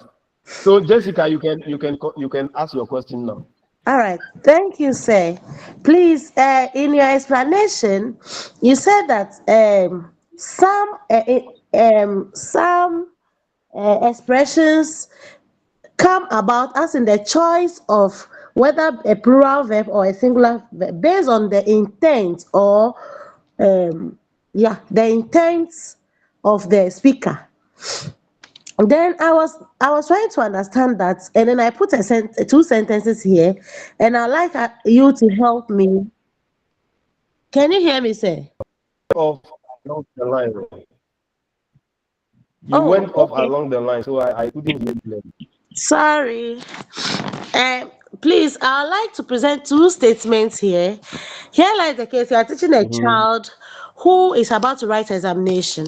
Then you are treating objectives. So first objective is rice and beans. Dash my favorite meal. Rice and beans. Dash my favorite meal. Now options are is, and probably also maybe, but the focus on this are and is. Now, with what intent will you teach the child that the answer is or are? You are talking, you see, the example you have given even answers your question. Okay. What do I mean? You said rice and beans, dash my meal, my favorite meal. Is that not it? Yeah. So once you are dealing with meal, which is singular, it means that the two of them are referring to the same entity. Okay. So clearly the answer is the singular verb is. All right. Okay. Thank you. But if that word meal were to be in plural number, then it means that you are not regarding them as two units referring to the same entity, but they are referring to different entities. Thank you. You're welcome. Okay, then it means if you've answered my second sentence too. Thank you. All right. Thank you, sir. All right. Ama, if it were not clear, okay, she has left. So can we go on? Sir. Ernestine. Yes, please. I'm trying to link this one to what my sister has just submitted. That in case it has to do with soupy food, for example, fufu, and then light soup or permanent soup. For that one, we will consider it as a unit because the learner cannot take fufu separately. It has to always go with soup. Sure. But for beans and rice, I think everyone can sometimes eat rice and other times beans. So in that sense, we could consider them as unit or one or separated meals. So that was what I wanted to say. So in terms of soupy food, you cannot eat them. So it means, so if you are using soupy food, as you rightly stated, it means that the noun that ends that sentence will definitely be in singular number. Yes. Do you get it? Yes, please. Because you can't As consume you it rightly alone. said. Exactly. Okay. Thank you. So can we move on now? We want to look at the third principle, the principle of proximity.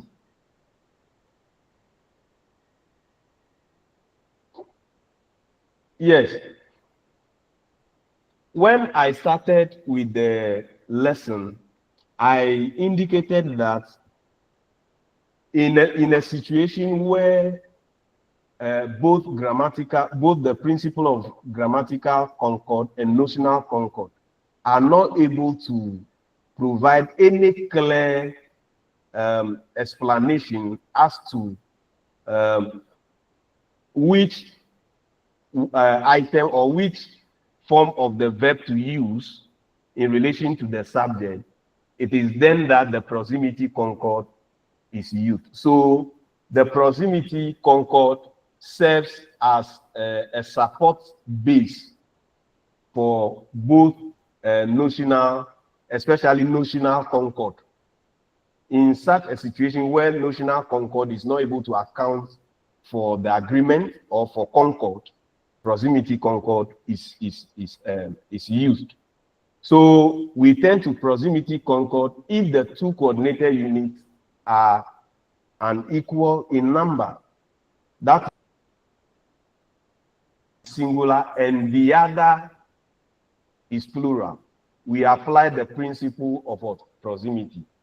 So if we have a coordinated phrase with the coordinators or either, or that's either or, neither nor, in accordance with the principle of what? Proximity, the last noun phrase determines the person of the verb. So here, the verb closest to the noun phrase determines what? The number of the verb. That is, the principle of proximity determines what? The concord where the noun phrases differ in number. Let's look at the following examples. Either the players or the coach is at fault. Here, you will realize that the number of the noun phrases within the subject are not the same. They are not equal. The first one is in plural number, while the second one is in singular number. So the plural number players, followed by the singular number, that is coach. But you realize that between the noun phrases players and then coach is closer to the verb than what? Players. So in terms of proximity, coach is closer to the verb than what? Than players. And because coach, which is closer to the verb, is in singular, we have to go for a singular verb, but not a plural verb. So that is why we have either the players or the coach is at fault. Either your brakes or your eyesight is at fault. Either your eyesight or your brakes are at fault.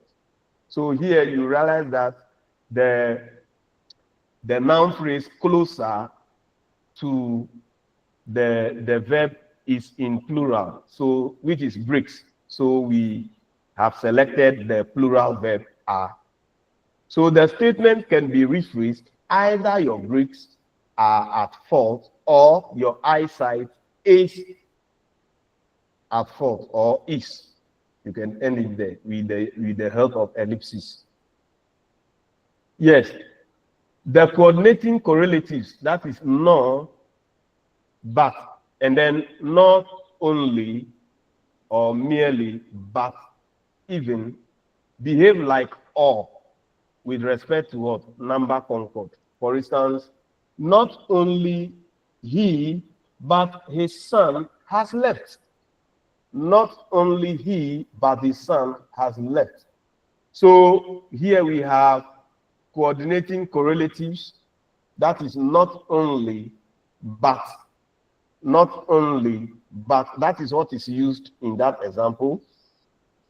And because it also behaves like the coordinating conjunction or, which usually will select what is closer to the verb, and we have son, we are selecting what? The singular verb has. Not just the student, but even their teacher is enjoying the film. But we can also have not only he, but his sons have left. So here you realize that sons is plural, and it is closer to the verb than he, which is singular. Not just the student, but even his teachers are enjoying the film. Same applies here. You realize that teachers is in what? Plural number. For that matter, we have the plural verb are.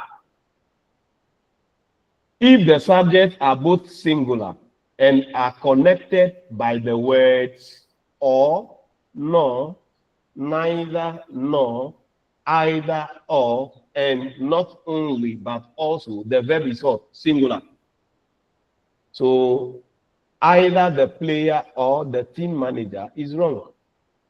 Either your brick or your hub is false. But we can have examples such as, if the subjects are both plural, the verb is plural as well. So that's the reverse of the earlier examples. Either the players or the team managers have left. Either your bricks or your hubs have spoiled. Either the players or the coaches are at fault. Either your bricks or your hubs. Either your bricks or your hub is at fault. Either your bricks or your hub is at fault. So here, in this last example, you realize that hub is closer to the verb. And it is singular. So we have a singular verb is. So the principle of proximity or attraction denote agreement of the verb with what? A closely preceding noun phrase in preference to agreement with the head of the noun phrase that functions as what? As subject. So we have examples like, no one except his own supporters agree with him. No one. So here we have the noun phrase which functions as the subject as well. No one. But we also have another noun phrase which is closer to the verb. That's supporters. And it is in plural number. So we have a plural verb there. Also, the mixed expressions one or and two follow the principle of proximity in having plural concord. For instance, one or two reasons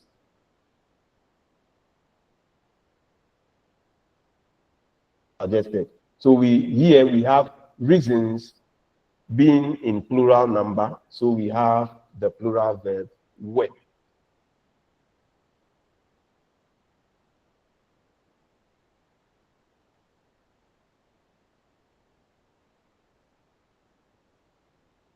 Plural concord, since the notion of plural applies not to at least two, but to more than one. For instance, 1.5 years have passed since we last met. So because plural applies to something which is more than one, we are having what? A plural verb, because we have 1.5 years, which is in plural, which is more than one. So we have a plural verb. So that's principle of proximity. But you need to take note of the fact that 1.5 years has passed. So we have conjoined phrases over here. And usually when we have conjoined phrases, it's treated like a period of a year. Yes. So because we are treating it as a period, it goes without a singular verb, as we saw earlier when we were looking at notional concord. And then indefinite expressions are subject. For instance, amount or quantity, especially with the determinate n, with the pronouns no, none, all, some, any, and fractions such as half have both count and non-count uses. So we can use them both as count expressions or non-count expressions. So with non-count nouns, whether it is explicitly used or implicitly used, that's whether it is present there or implied, the verb is singular. For instance, so far no money has been spent on import duties. None. So we can omit of the money. So we can say none has been spent on import duties, or none of the money has been spent on import duties. So here we realize that because we have a non-count noun, which is what? No money or none, we are using what? A singular verb. Some cement has arrived. Some cement has arrived. Some has arrived. Some has arrived. So we can say some has arrived. Here, some is non-count. So we are using what? The singular verb after it. With plural count nouns, whether the plural count noun is present or is implied, the verb is plural. No people of that name live in the room. No people of that name live in the room. Some books have been placed on the shelves. So none with plural count nouns. Concord invite a plural verb, which tends to be more frequently used and is generally accepted even in formal usage. None of the boys are here. None of them is here. We have none of the boys are here, but we have what? None of them is here. Then the principle can explain a singular verb in cases of inversion of an adverbial quasi-subject. For instance, where is the scissors? Here is Jack and Sid. There is several bags missing. There is several bags missing. So these are all quasi-subjects. These are quasi-subjects, and because of the principle that we looked at earlier, where we have non-count nouns going for singular verbs, as in none of them is here. The same principle is used to explain a situation where we have adverbial quasi-subject. Where is the scissors? Here is Jack and Jill. Jack and Sid. There is several buts missing. So since what precedes the subject here is not marked for plural, the singular verb follows by attraction. It follows by what? Attraction. Has my glasses been found? So glasses here, we are referring to spectacles, not drinking glasses, so spectacles. Has my glasses been found? This may be explained by two principles, by the principle of notional concord and then by the principle of proximity.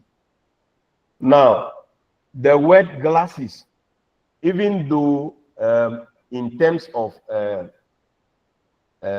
number of morphemes or the kind of morphemes and its structure can be regarded as a plural, is notionally singular. Yes, it's notionally singular. When we want to consider it in terms of the morphemes involved and the structure of the word glasses, it appears it is plural, but notionally it is singular. So we use the verb has. So the use of has is notional. But my glasses has been found. My glasses has been found is incorrect. Since the verb precedes the subject, it is best to use plural verb. My glasses have been found. My glasses have been found. Sorry, this place it should be proceeds.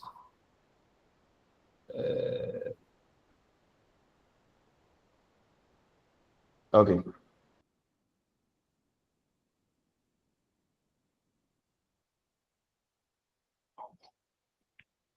So if a relative clause follows a noun phrase containing the expression one of plus a plural noun phrase, there is often a choice as to whether the verb in the relative clause should agree in number with one or with the plural phrase. For example, he is one of those students who never get a piece of work done on time.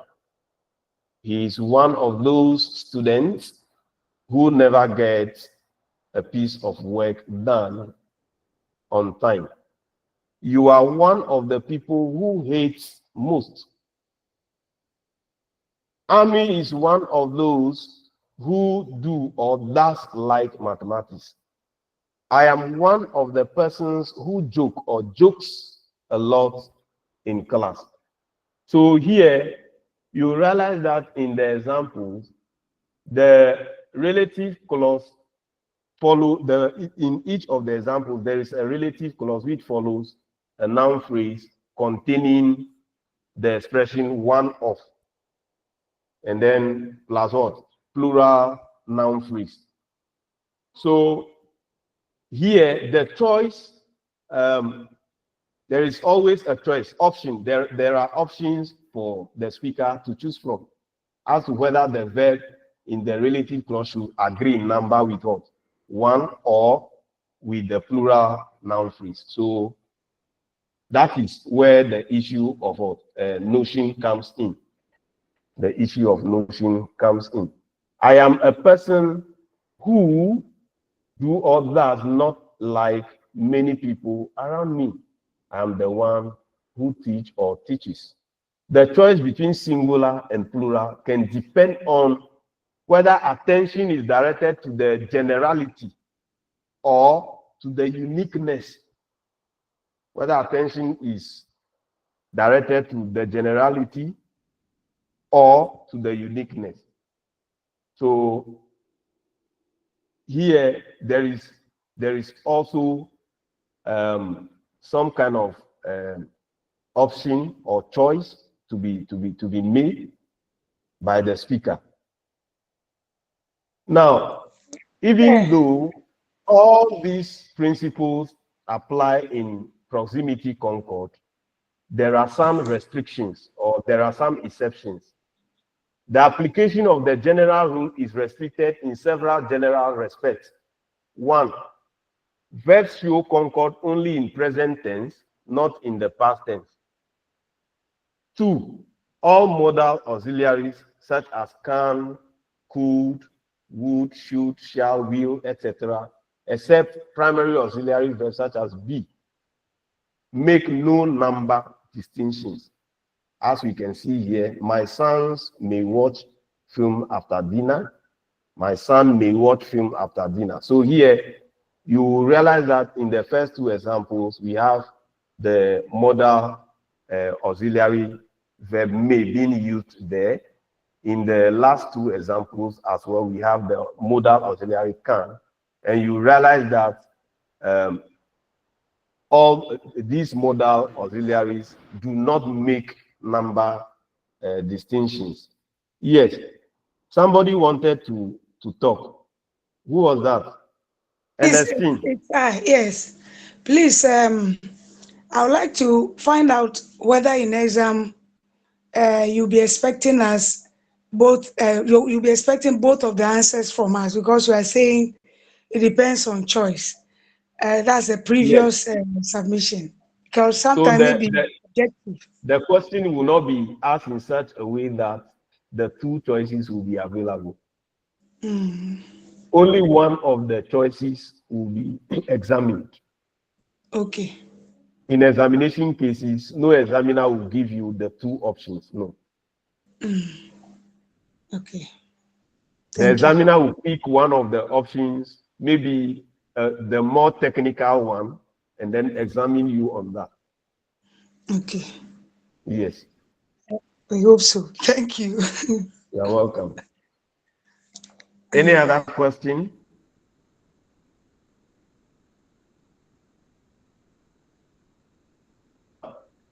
So I think we have come to the end of the issue of concord.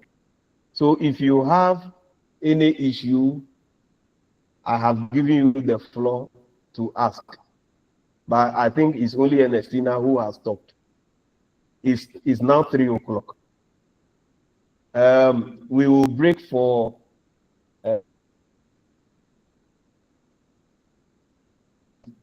the second unit. Yes. I think by 5 thereabout, we should be able to close. With you?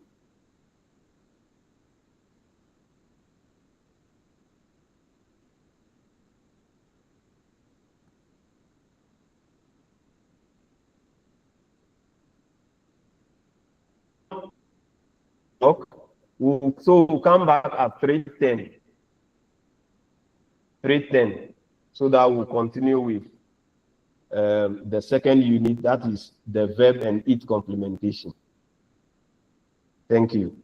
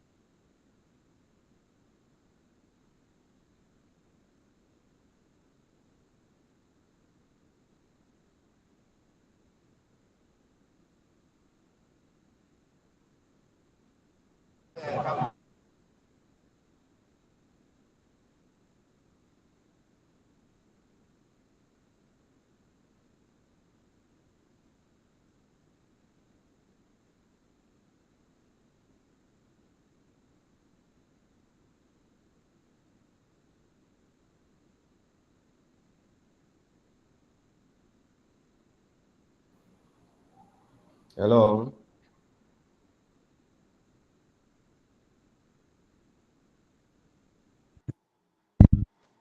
Can we continue?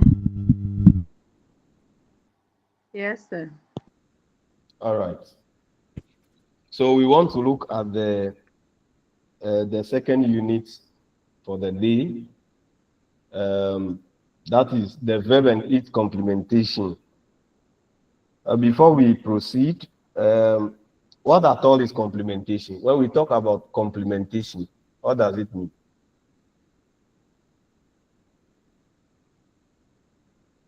Yes. What is complementation?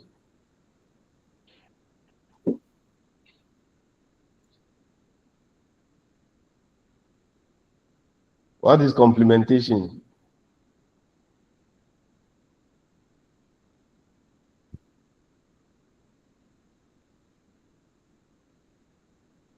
What is complementation?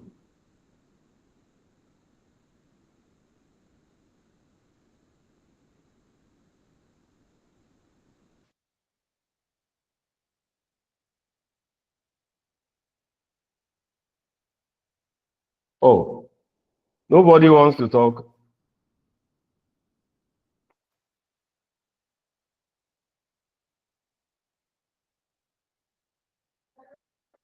Edna Toga, are you with us? Yes, I am. So help us. What is complementation?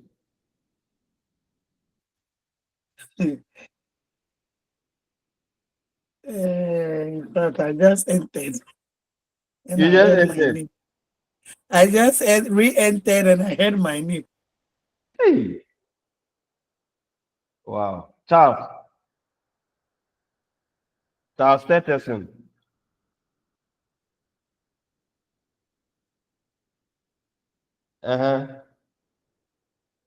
Or Charles is not in the class.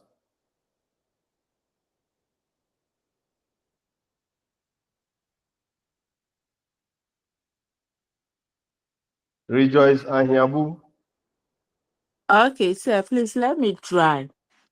When we say complementation, it's just a phrase or a word that we use to add more complements or to complete a word class, being it a verb, an adjective, a noun, or yeah. All right. Okay. Yes. So, well,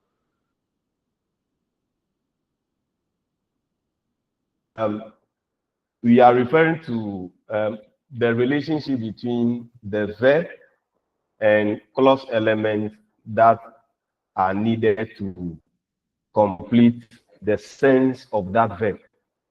Yes, the verb and the clause element that are needed to complete the sense of that verb. So,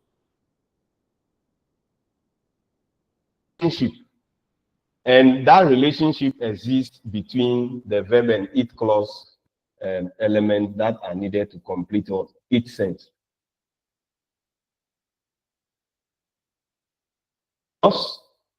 This is a clause. I don't know whether you can see it clearly. Can you see it clearly now? I have zoomed it. I believe. Yes, I can see it.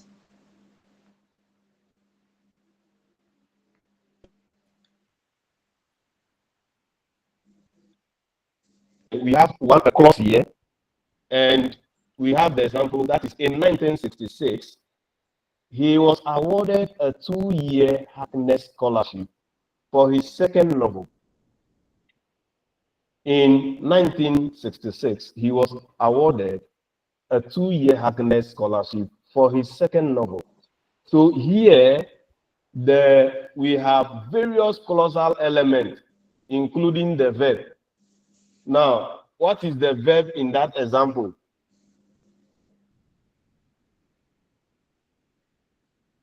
Is that rejoice or comfort? Comfort, Achulo. Yes, was awarded. Was awarded. That is the verb. But you will realize that it is labeled as process. There is a concept in grammar which is called transitivity. When we talk about the issue of transitivity, when we are using the transitivity framework, Richard Afari, put off your microphone.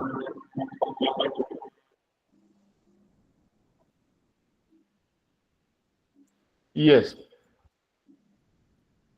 When we are using or we are analyzing grammatical structures or clauses using transitivity framework, these are the labels that we have. These are the ways in which the clause elements are labeled.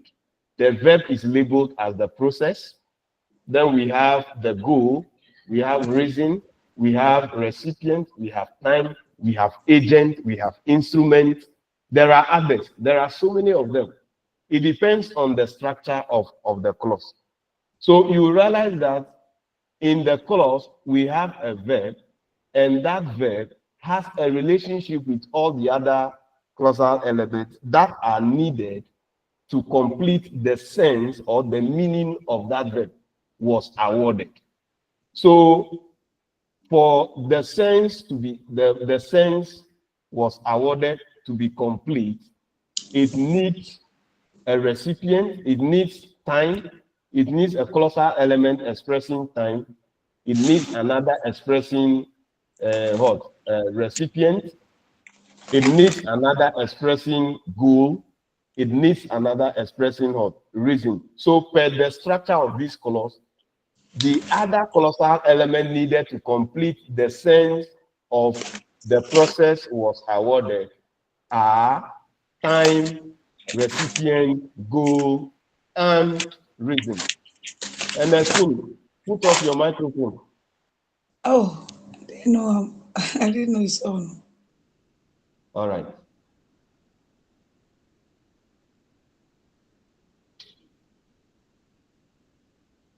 So here we can compare the relationship between the verb and its complement to that of the nucleus and electrons of a cell. So it is the meaning of the verb that determines the number and kinds of complement it will take. So the verb represents a process, and the complement represents participants taking part in that process. So that is how the verb is looked at from the perspective of systemic functional grammar, a theory propounded by Michael Halliday. All right.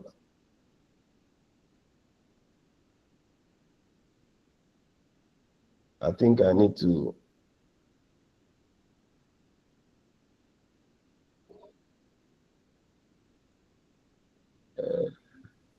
so in this second part of the session, we will look at verb types according to their complementation. So I indicated that the verb the relationship can be looked at and compared to the kind of relationship that exists between the nucleus and electrons of a cell. And it is the verb that determines the number of clause elements and the kinds of clause elements that are needed to complete each sentence. So we have intransitive verbs, we have transitive verbs, we have the copular verbs. So these are the various types of verbs that we will look at, and then we look at how they relate with other clausal elements to complete their senses. So let's begin by looking at the intransitive verbs. For the intransitive verbs, we have one-place verbs which combine with only the subject. So for the intransitive verbs, we refer to them as one-place verbs, and they combine with only the subject. For example, dogs bark, the tree fell. So in the first example, dogs bark, we have the verb combining with only the subject. So that is why we say it is a one-place verb. It is a one-place verb because it combines with only the subject. In other words, it needs only one noun phrase for its meaning to be complete. Other examples of intransitive verbs include eat, laugh, cough, dance, fight, read, cook, live, write, sweep, run, walk. So a verb without any complement is a one-place verb. Any verb without any complement is a one-place verb. And this means that only one noun group slot is occupied, and that is the slot of the subject. That is the slot of the subject. And you need to remember that every finite indicative clause in English requires the subject slot to be filled. For us to consider a clause as a finite indicative clause, it requires the subject slot to be filled by an item. Let's look at these examples. The tree fell. So the tree says as the subject, then we have the finite or the predicator, that is fell. So looking at it from the perspective of transitivity, we can say that the subject there is the actor or the affected, and then the verb is the process. And the subject, which is the tree, serves as the noun group, while the verb serves as the verb group. In terms of when we look at the clausal elements further, at the level of word, we have the determiner, then we have a noun, then we have a verb. So we can analyze the clause at different levels. So at the clausal level, we have what we call subject or actor or affected. Then we have finite or predicator or process. Then at the group level or at the phrase level, we have what we call the noun group. We have the verb group, as far as this example is concerned. Then at the word level, we have determiner and noun coming together to form the subject. Then we have a verb over there. So the subject of an intransitive verb semantically behaves like what? The object of a transitive clause. That is to say, the action represented by the transitive verb, by the intransitive verb, affect the subject itself, and it does not extend to another participant because of this. Some linguists prefer to reserve the term subject for intransitive clauses and then use the term agent for the subject of transitive clause to show that the two kinds of subjects behave differently. So in this course, we will refer to both as what? As subjects, whether we are looking at subject for intransitive clauses or subject for transitive clauses. We will refer to both of them as what? Subject, even though that of the intransitive clause has to do with what? Agent, we will still refer to it as what? Subject. And We will rather analyze each clause twice using agent to refer to what semantic role of the subject in the transitive clauses.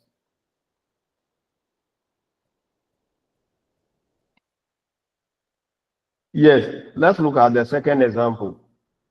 Dogs bark. Dogs bark. So the subject here is dog. The finite or the predicator is what? Bark. Then at the group level, we have the noun group, which is dogs. We have the verb group bark.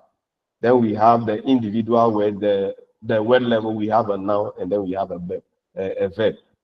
So the action of the dog barking only affects the dog itself, and it does not extend to another participant.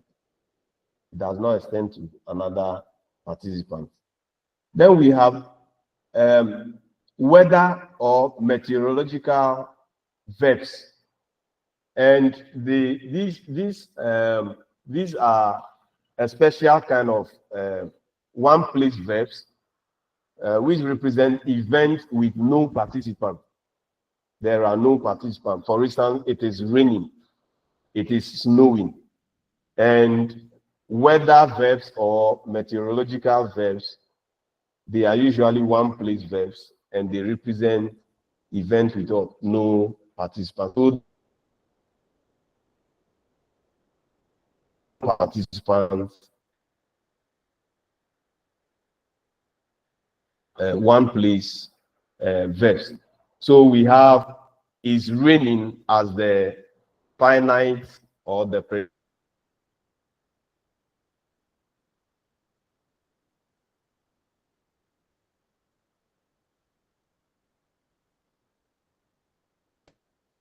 now, still on weather verbs, if we want to analyze those two examples, we have it as subject,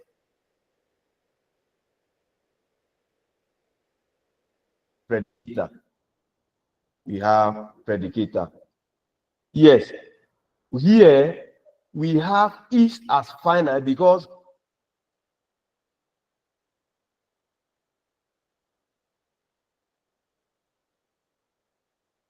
raining, still the sense will not be complete. So that is what makes the verbal group complete.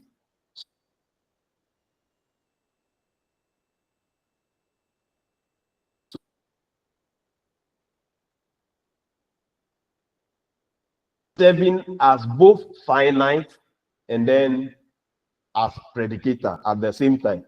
But here we have the is, which is a clear primary auxiliary verb, helping the main verb raining as finite because it is what shows agreement and tense. So that is what makes it sense in terms of tense and agreement complete. It is finite, and the predicator, which is the main verb, is what? Raining.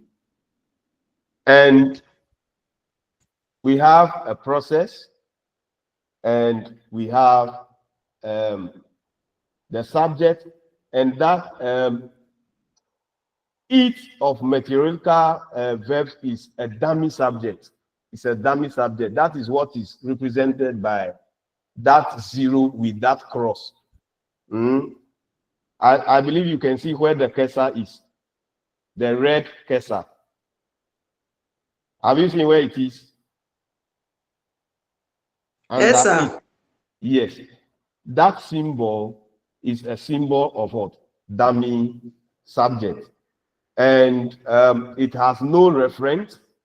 Its function here is to fulfill the requirement in English that every finite indicative clause must have a subject. So because the clause is an indicative clause, and the rule is that every finite indicative clause should have a subject. That is why there is a dummy subject there attached to the weather verb. Yes.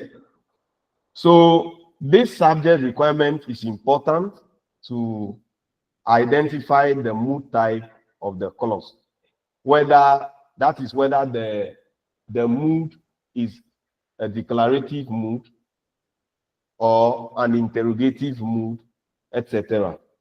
So the subject is there to determine the mood type as well.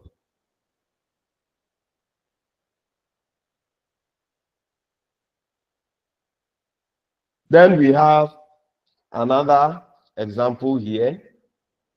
Is it raining? Here you realize that the verb phrase has been split into two, and we have the dummy subject in between the auxiliary verb and then the main verb. In other words, between the finite and then the predicator.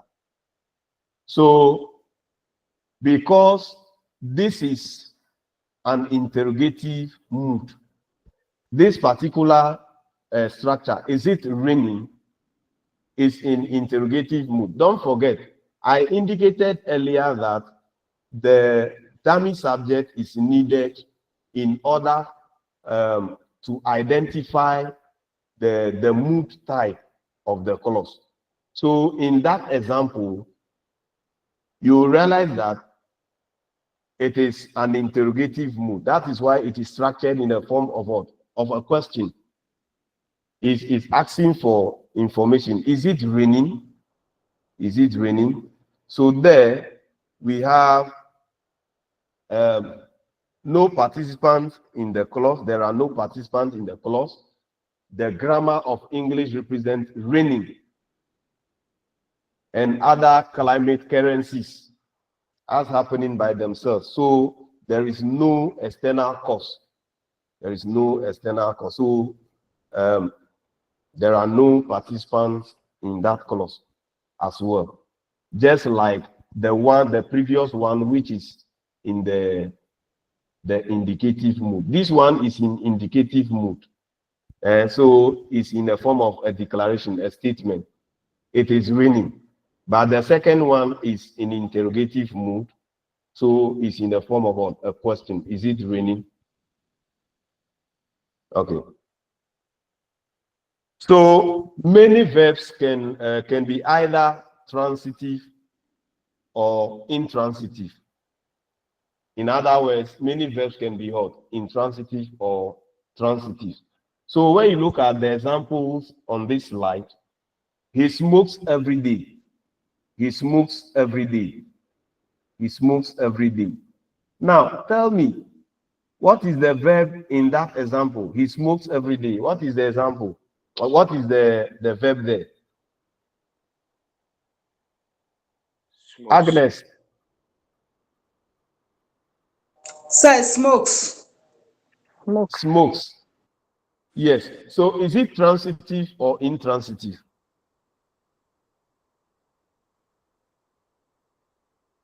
Universe. Okay. Macklin.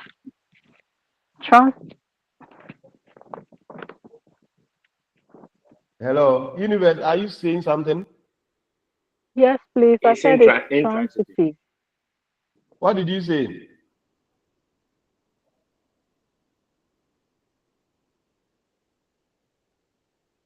Universe. I am saying McLean. I am saying McLean. McLean, what did you say? Intransitive. Intransitive. Why do you say it's intransitive? It's intransitive because the verb, let me say it lacks object.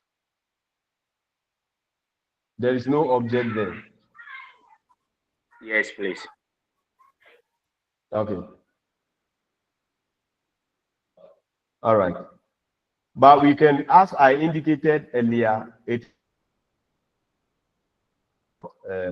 one place verb because it has only the subject there and the other participants are not there, and or it has only one noun phrase slot which is occupied by the subject he. So we are saying it is, because it is a one place verb, it is intransitive Because I indicated earlier that all intransitive verbs are one-place verbs. They are all one-place verbs. What about he smokes cigarettes every day? Is it transitive or intransitive? Jessica? Sir, please, it's transitive. It's transitive. Yes. Why is it transitive? It's transitive because there is an introduction of the object, which I think is making the action being transferred from the subject to the object. Thank you. You're welcome. So here we have a two-place verb. A two-place verb. So which means that there are two slots for noun phrases. There are two slots for noun phrases. One is occupied by the subject, he. The other is occupied by the object, cigarette. So on this account, we can say that from the perspective of transitivity, the verb smooth is a two-place verb. For that matter, it's a transitive verb. Ernestine, you want to ask a question? Yes, please. Please, I want to find out why transitivity cannot be notional in this sense. The reason being that one can only smoke something. But then, because it's not in the first sentence, we are concluding that it is intransitive. Then the other one, the object has been introduced. I'm asking that why can't it be notional? Because no one can smoke. There's definitely something that you must smoke. And so it's just that I've not added it, I've not introduced it. And that does not mean that it is. The question you are asking can only be explained by the owners of the language. Okay. But per the grammatical rules, you see, when we talk about transitivity, there is nothing like notionality about it. What is physically there is what you analyze. Yeah, that's exactly what I don't know. I don't know why it is so. Yes. Because I nearly said that it's transitive because something must always be smoked. But because of how it is not introduced in the first sentence, I agreed. It's just like the other verbs I mentioned earlier. A verb like drink. If I say he drinks, that is intransitive because there is only one clear noun phrase which is occupied by the subject in that particular clause. So the verb drinks is a one-place verb. For that matter, it is intransitive, even though something must be drunk.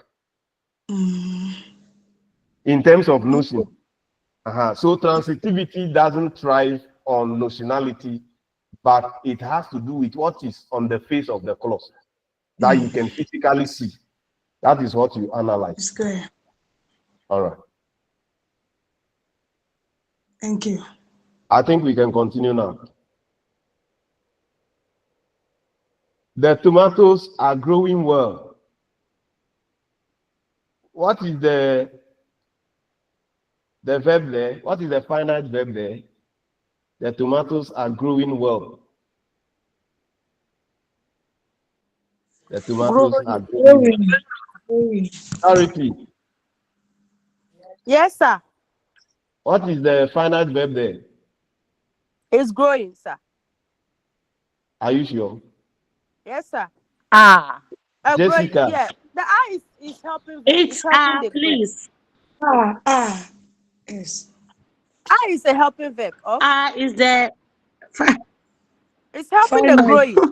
What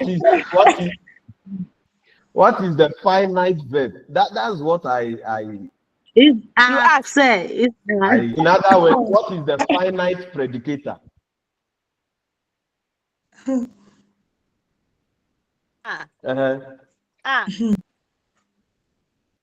It's are. Ernestine. Please, it's are.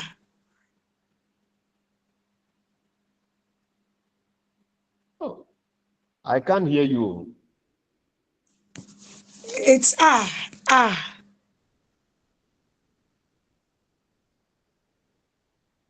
Are you sure? Should I take you back? Yes, but yes, yes. Yes, it's are. Say. The finite verb there is are growing. growing. To read, If because you are saying finite predicator, then are growing. Are growing.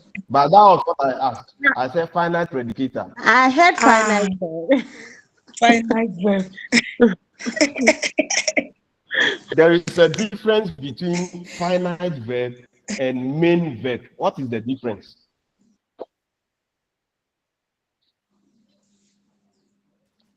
What is the difference between main verb and finite verb? Finite verb mark tense. And the other one, you said the other one is what? Main verb. The main verb is the verb that shows action. That shows action. Any other submission on that?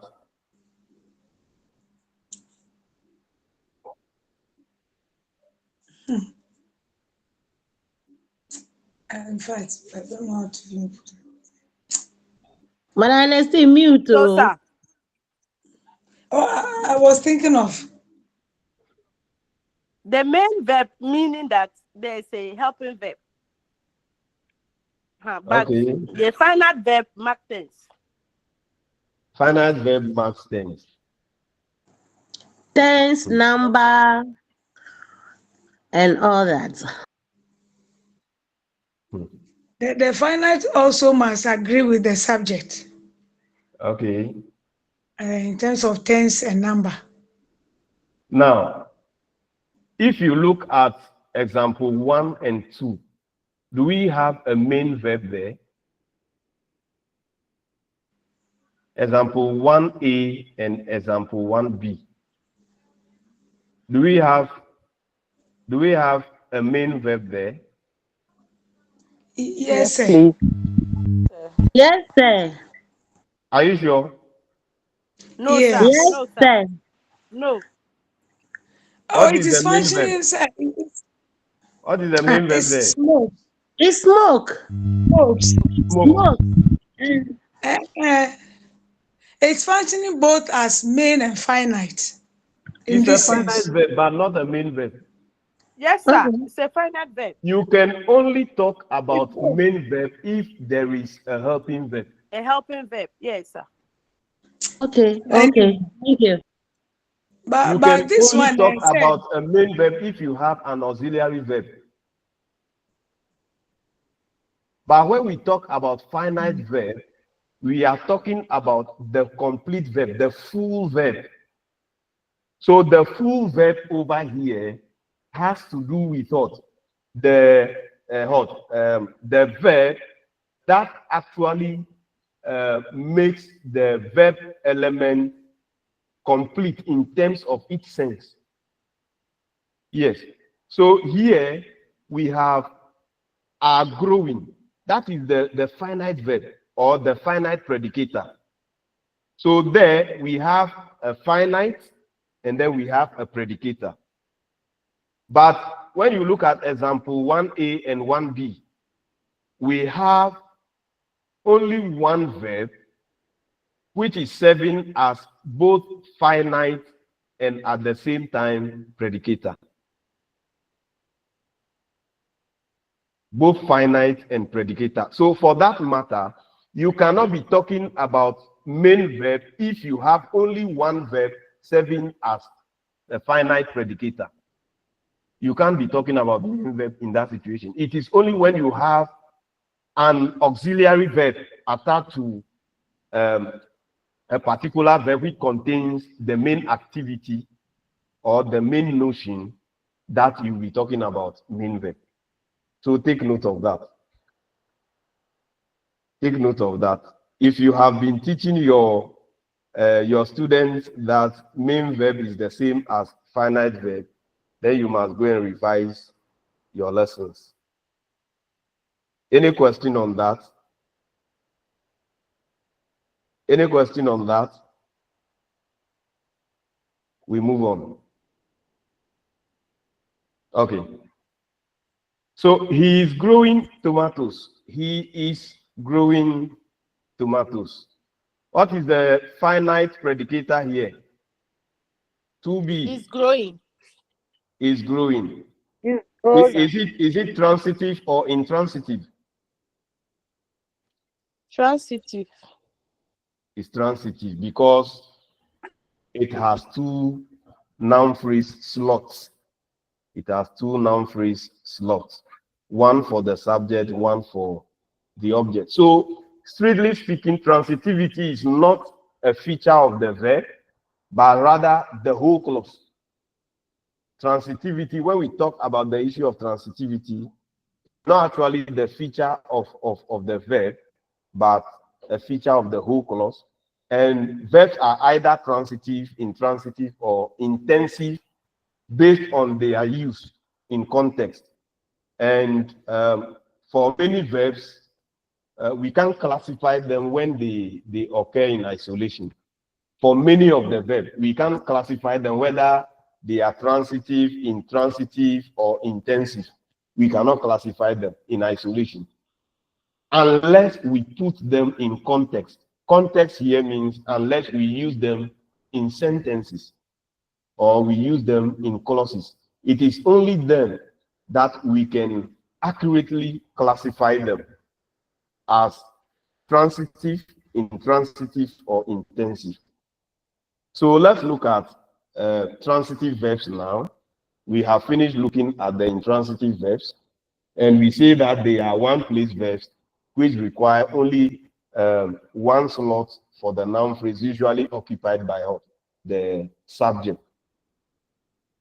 So transitive verbs, as we explained earlier, they are the ones that are two-place verbs, and they have two slots for the noun phrases, usually one for the subject and one for the object. Now, we have different types of transitive complementation in terms of the clausal element needed to complete the sense of a transitive verb. We have different types of complementation. We have monotransitive complementation, we have ditransitive complementation, and we also have complex transitive complementation. So we will pick them one after the other and try to understand them. Let's look at monotransitive complementation or monotransitive verbs. They are two-place verbs which combine with what? Subject and direct object, which may be a noun phrase. And that noun phrase can be a finite clause or a non-finite clause. Now, the wind broke the tree. The wind broke the tree. There we have the tree as the object, the direct object. We have the tree as what? The direct object. The director considered what had been decided. The director considered what had been decided. So the first one is a noun phrase. So the tree there is a noun phrase. The wind broke the tree. The tree there is an object and it's a noun phrase. Then we have the second one. The director considered what had been decided. What has been decided is a finite clause. It's a finite clause serving as what? The object. Then we also have the director considered conducting the interview. So conducting the interview is a non-finite clause serving as what? Object. So clauses functioning as object are known as complement clauses. They represent macro things. They represent macro things, things which are not very specific, but they are macro in nature. You cannot pinpoint to any specific one that this is exactly what they are pointing at. Yes. For instance, what has been decided? What has been decided? That clause, that finite clause, it represents a micro thing. So let's subject those clauses to analysis. These are the examples.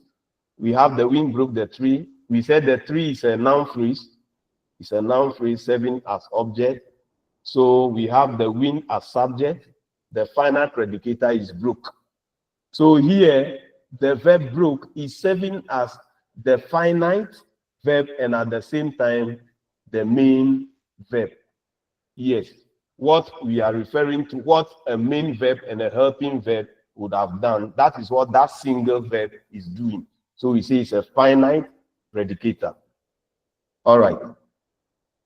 Now, you need to note that we can say the tree broke. Yes. Instead of saying the wind broke the tree, we can also say the tree broke, which is what? Intransitive.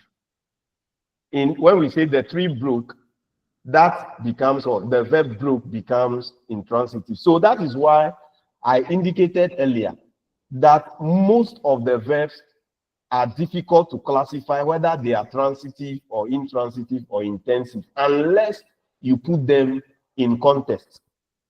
In other words, unless you use them in clauses. So this comparison will clearly bring out the sense where the subject of the intransitive clause is like the object of the transitive clause. So in both cases, if I say in both cases, I mean the tree broke and then the wind broke the tree. I'm comparing the two examples. The tree is the affected participant. So in both cases, the tree is the affected participant. So the subject of the intransitive clause, the subject of the transitive clause is an agent or the causer. The subject of the transitive clause is the agent or the causer, as you can rightly see in this table.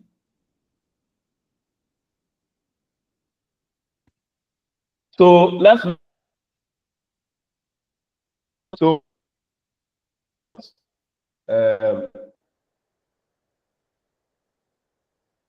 clause elements and very bad. Who is that? Hello. I was saying Macklin. I was saying your network is not stable at all. Yes. It's not mine. I think it's yours.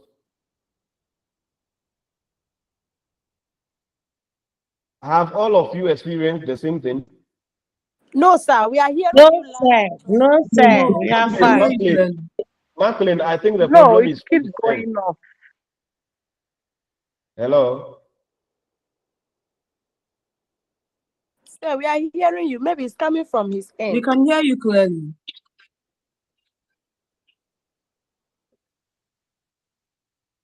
All right, let's continue. So let's look at some participant rules of the object. The object can play the role of the affected. For instance, Amma kissed Kofi. So Kofi there is the affected. It can also play the role of a scope. Kofi met Amma. It can also still under the scope we climbed the mountain. It can also play the role of a phenomenon. Kofi saw Amma. That of instrument, Kofi used the knife to kill a snake.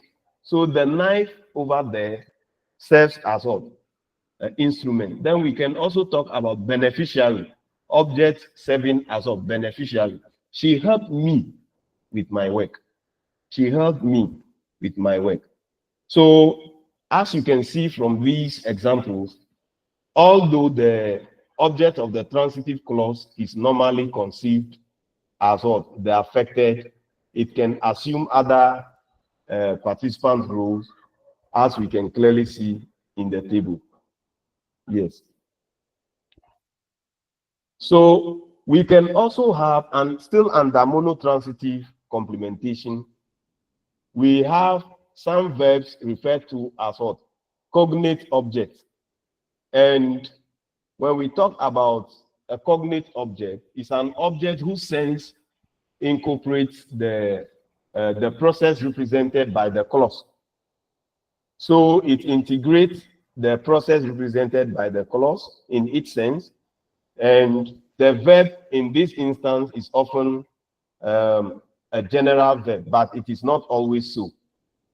For instance, he slept the sleep of the just.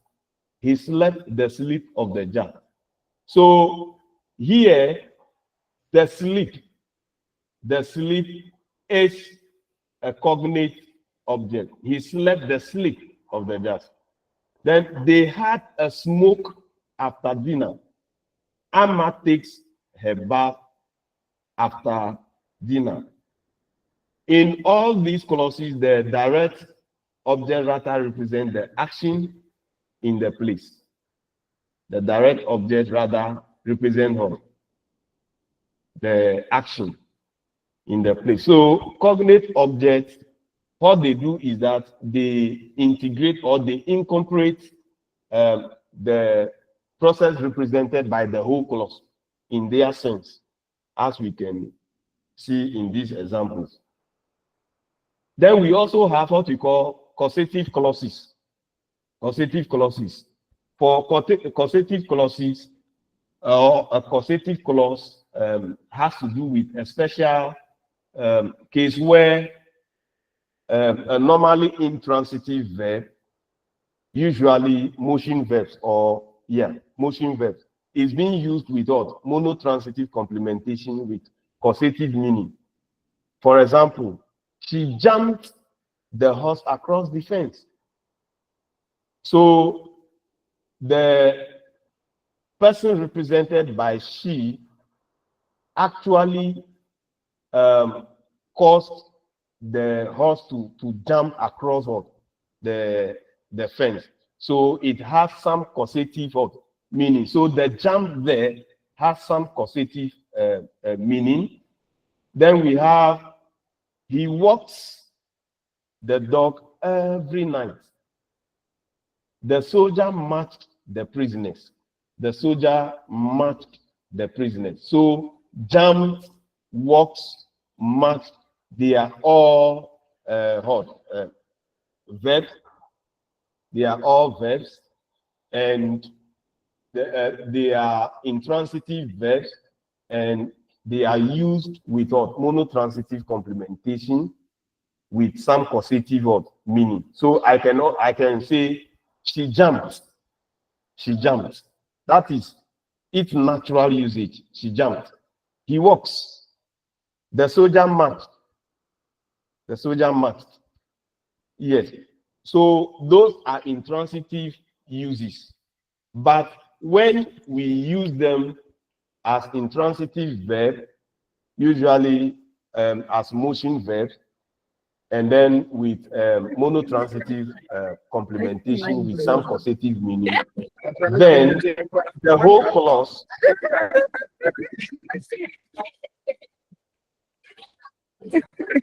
Mother Elena.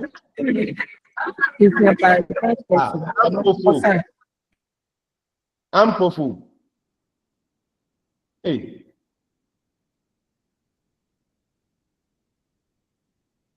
All right. So these clauses are regarded as what?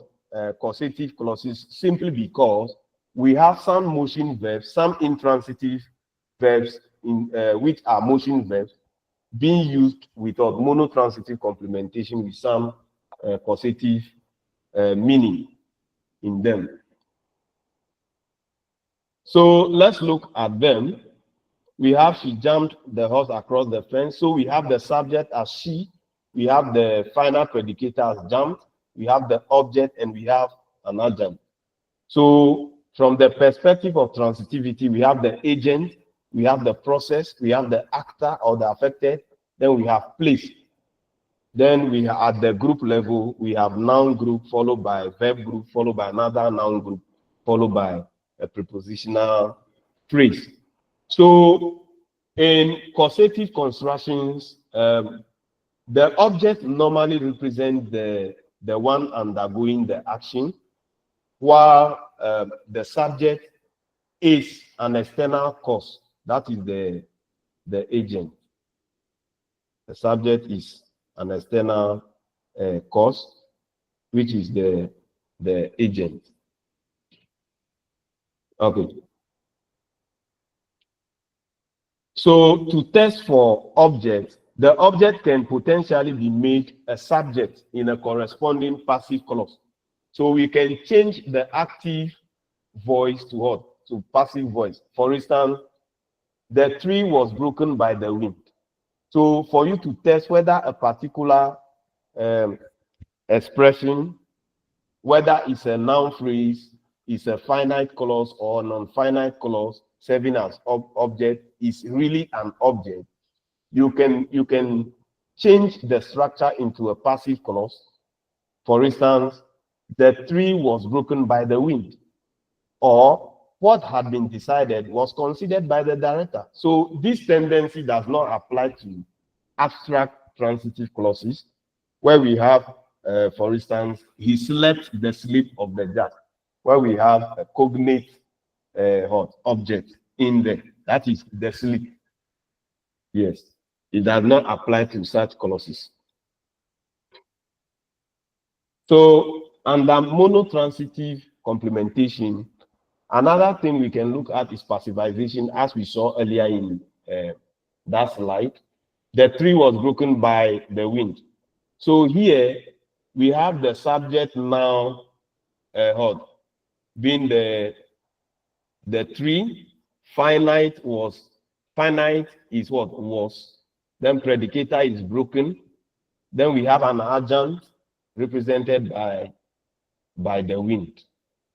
So at the other levels, we have the affected, we have the process, we have the agent. Then at the group level, we have noun group followed by verb group followed by prepositional phrase. So that's all about monotransitive complementation. Let's look at, before we look at ditransitive complementation, if you have any question on monotransitive complementation, let me pause for you to ask. We have just about an hour to close.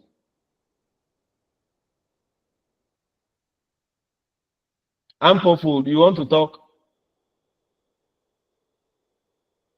Elena. Okay, Macklin.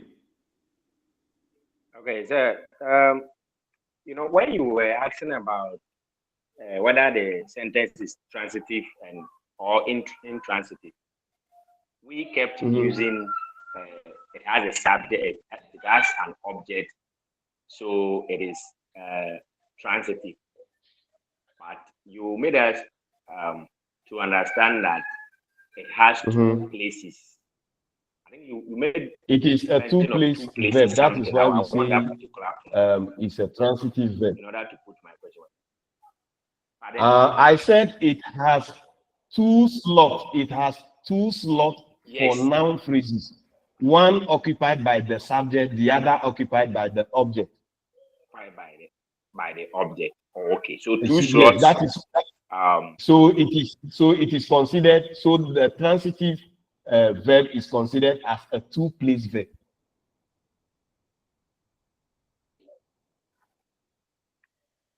Macklin, did you hear what I said? Please, no. Could you please repeat that?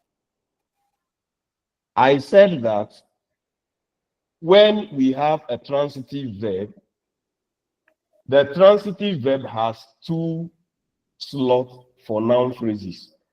One occupied by the subject, the other occupied by the object. That is why they are transitive verbs are described as two-place verbs. That's what I said.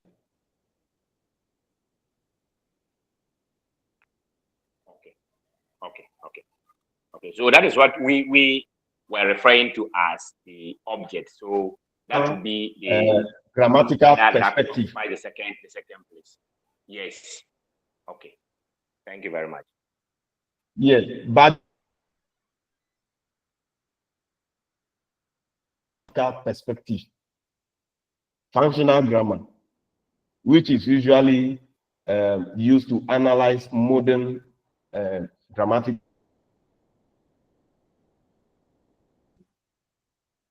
Your hand is up.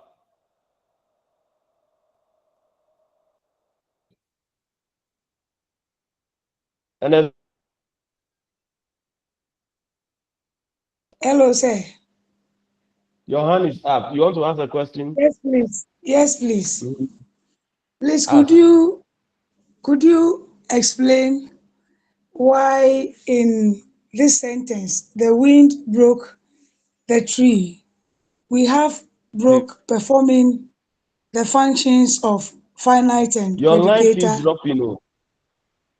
Ernestine, yes. Hello. Come again. I'm saying that I would want to seek a clarification on why in this sentence the wind broke the tree. We have broke the verb performing two functions as finite and predicator. But when we're analyzing that of he smokes every day, you said that smokes could not perform those two functions. So I don't know why in this one. Are you sure I said that? Yes, you said we shouldn't teach our children that in case we've been teaching such things. But then when we got a little away, we met this one and it is performing two functions. So I just want Ernestine, I think you didn't get me clearly. I said that main verb is not the same as finite verb. Mostly it is when we have an auxiliary verb that we can make mention of finite verb. Yes. That was what I said. Main verb, sir.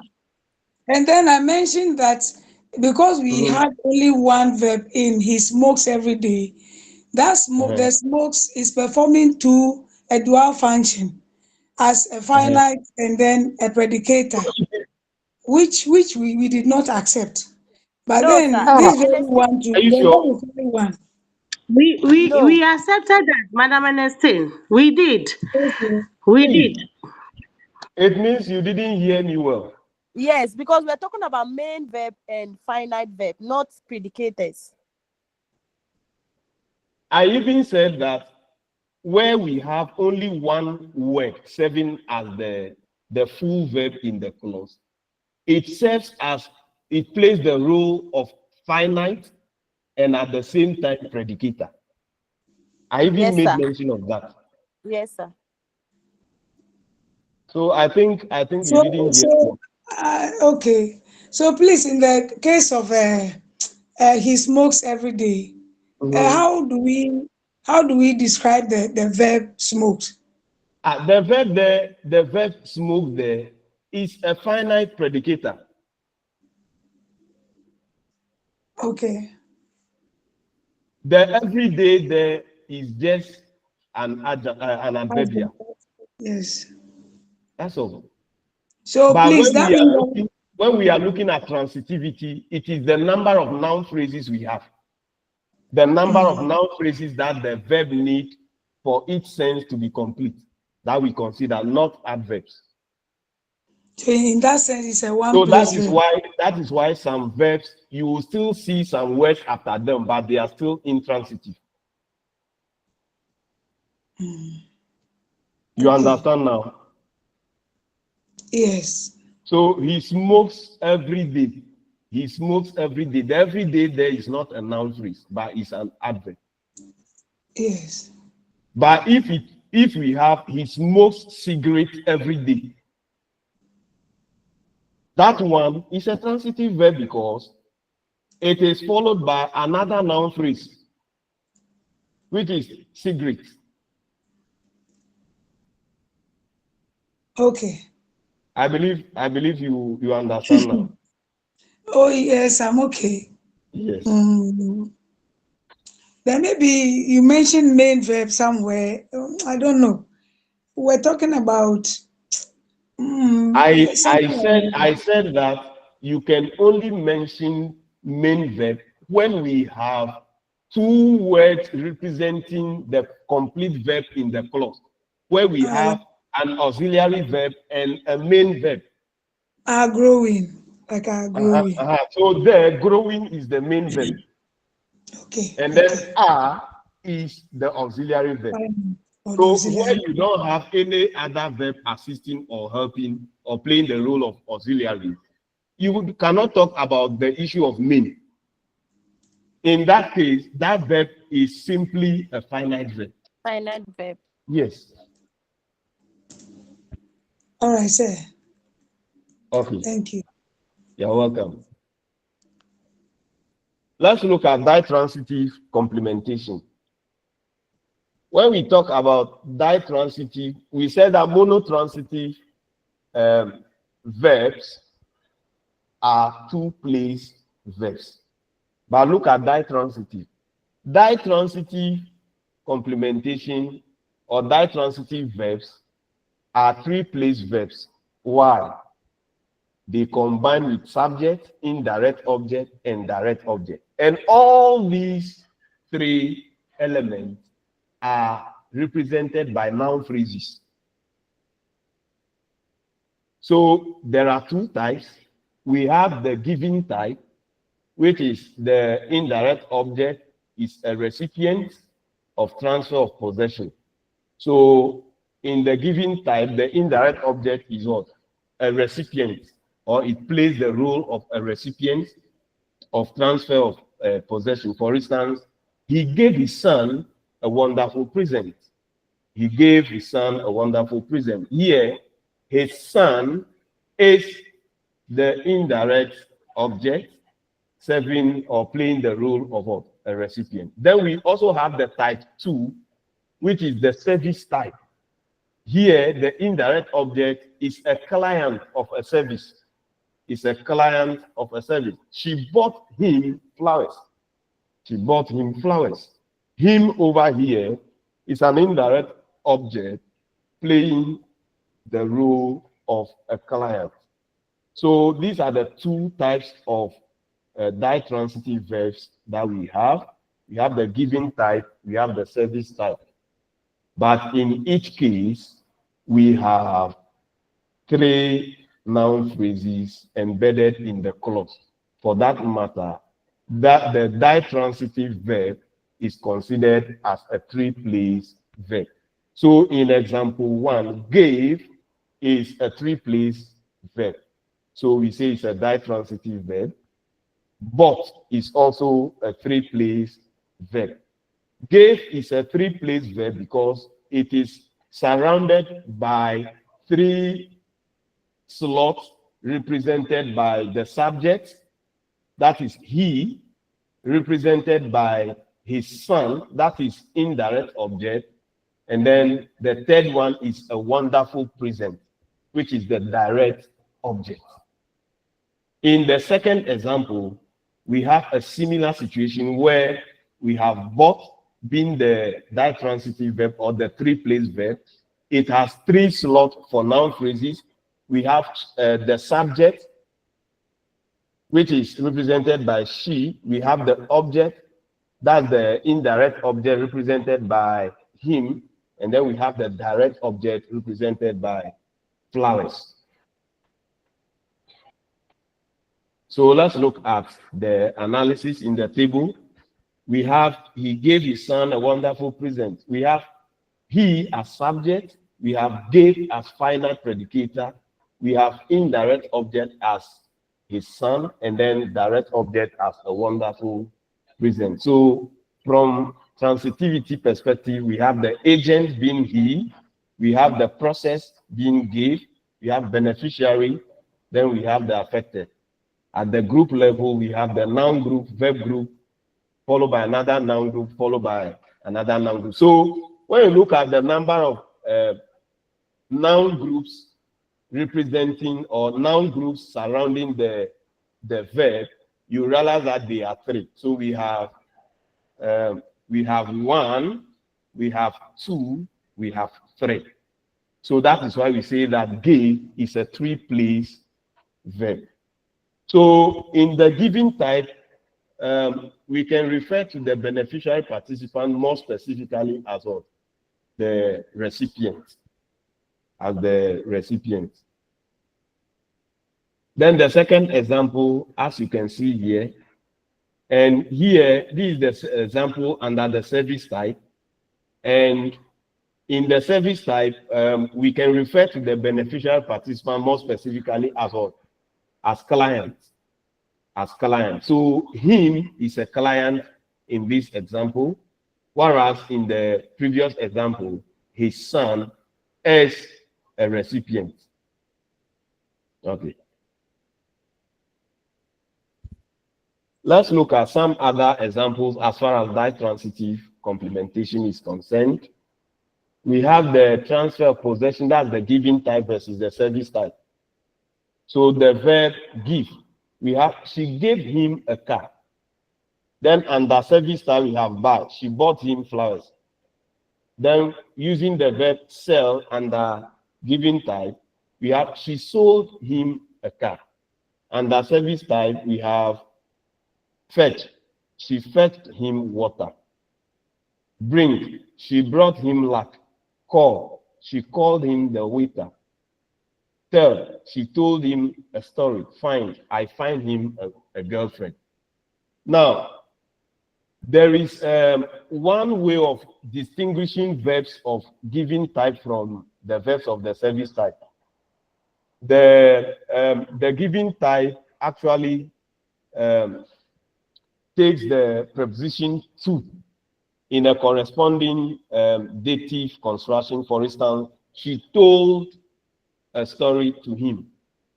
She told a story to him. She brought luck to him.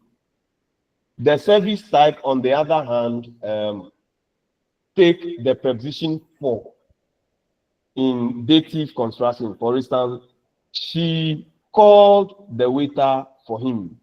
I found a girlfriend for him. So while the service type takes for the preposition for in dative construction, the given type takes the preposition to in dative construction. So as you can see, so instead of saying she gave him a car, you will say in a dative construction like she gave a car to him, you will see a clear use of what? The preposition to. That should tell you that that is a given type. That's it.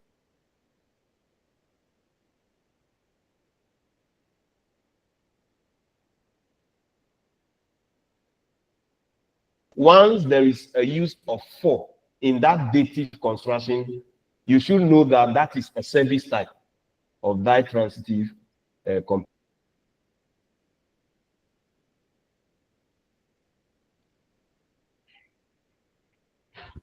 So if the indirect object refers to an inanimate entity, that is thing rather than what? Person or animal, the indirect object typically represents the affected entity. And the direct object is a cognate object. For instance, he gave the doll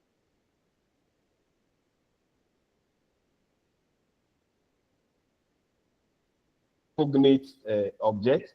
He gave the boy 5 slashes. He gave the boy 5 slashes. So if has to do with inanimate entity, as we can see in these examples, the indirect object usually represent it.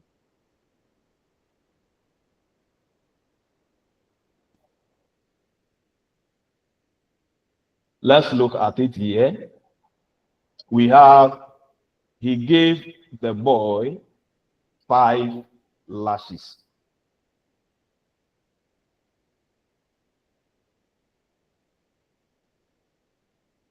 So we have the subject, we have the final predicator, we have the indirect object. So yeah, the beneficiary is equal to the recipient. The beneficiary is equal to the recipient. Ernestine, do you want to ask a question? No, I forgot to take off my hand. Okay. Because I saw your hand up, that's why I'm asking. Thank you. Yes. So each of the objects in the ditransitive complementation has the potential of becoming hot. The subject in a corresponding passive clause. Yes. So, for instance, this rose was given her by her boyfriend. She was given this rose by her boyfriend. So you realize that the objects, each of the objects in the ditransitive complementation has been used as a subject in a passive manner. So this rose was given her by her boyfriend, or she was given this rose by her boyfriend. So we have both these roles and then she playing the role of the subject. This rose was given to her by her boyfriend. So you can see the analysis here. We have this rose clearly under subject. Then we have when the agent is potentially realized by a pronoun, the passive clause tends to be what? Agentless. So she was given this rose by the baron. She was given these rules by him. Yes, so here, an agentless passive is a passive construction without an explicit agent participant. If there is no clear agent participant in it, we say that the construction is agentless. The agent is often known to both the speaker and the listener as shared knowledge. That is, it is presupposed. So the opposite is agentive passive construction, where we have a clear agent as part of the construction. So when the agent is potentially realized by a pronoun, the passive clause tends to be agentless, as we can see here.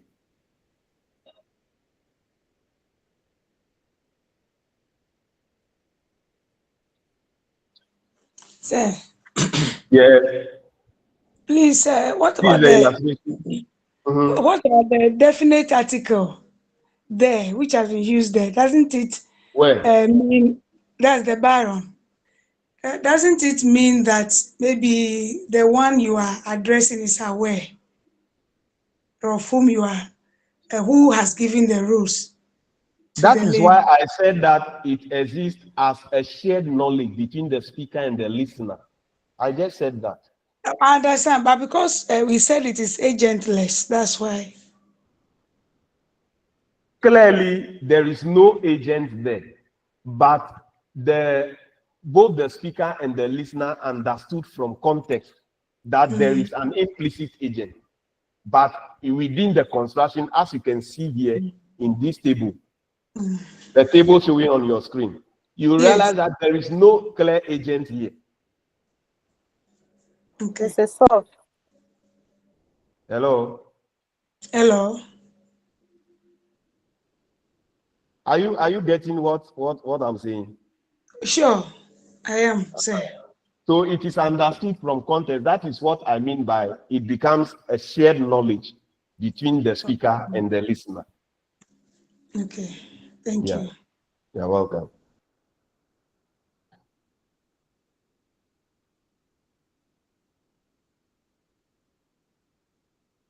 Yes. So one thing you need to take note of is that the beneficiary role can be realized by a prepositional phrase. And such a prepositional phrase is referred to as an oblique object. Oblique object. For instance, he gave a wonderful present to his son. he gave a wonderful present to his son. She bought flowers for her boyfriend. This is the analysis. We have, he gave a beautiful present to his son. So we have the subject as he, we have give, that's the final predicator. We have beautiful present as object, and the oblique object is to his son. To his son. Yes. Charity. Yes. Yes, sir. Mm-hmm. Sir, the construction, I'm a bit confused because he gave a beautiful present to his son. Mm-hmm. To the son, I thought that it would be an agent. Oh. Yeah. Agent? So the oblique, I don't get the oblique object there. Oh. I explained earlier. We were looking at the object, the affected, okay, Yeah. or the beneficiary. Okay, and I'm saying that the beneficiary object position can be occupied by what? An oblique object. What is an oblique object? Okay, the oblique object is any object which is preceded by a preposition, making the entire structure a prepositional phrase. Okay. Do you get it? So yeah, that is why when you look at, he gave a wonderful present to his son. To his son. The prepositional phrase to his son. Yes. What is the direct object there? Yeah. What is the direct object? The direct object is a wonderful present. Yes, that is a wonderful present. So the indirect object, which is the beneficiary object, is what? To his son. So that role, is occupied by an object preceded. Prepositional phrase. Yes, an object which is realized by a preposition. Okay. And such object is what we refer to as an oblique object. All right. Yes. All right. Thank you, sir. You're welcome. Thank you. Yes, so I think that ends the ditransitive complementation. We continue with complex transitive complementation. Here we have two types. We have type 1 structure and then type 2 structure. The type 1 structure has to do with the SVOC structure, where we have the subject followed by the verb, followed by an object, followed by a complement, or what we also call SPOC, or that's subject, predicator, direct object, and complement. For instance, they saw him a good man. They saw him a good man. So we have a good man serving as what? A complement that follows the object him. And then that object is preceded by the verb saw. Then we have the subject there. Then the type 2 has to do with subject, verb, object, adjunct. That is the second structure. So, for instance, I place my book on the desk. I place my book on the desk. So, I represent the subject, place represent the verb, my book represents the object, and on the desk, that is the adjunct. That is the adjunct. So let's go, or let's look at the type 1, which is the SVOC structure. They are also three-place verbs.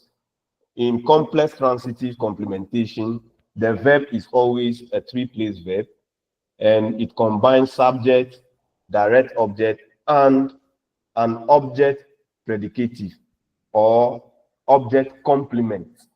Object complement. So we consider Shakespeare a great Englishman. Here, the object is what? Shakespeare. And the complement of that object is a great Englishman.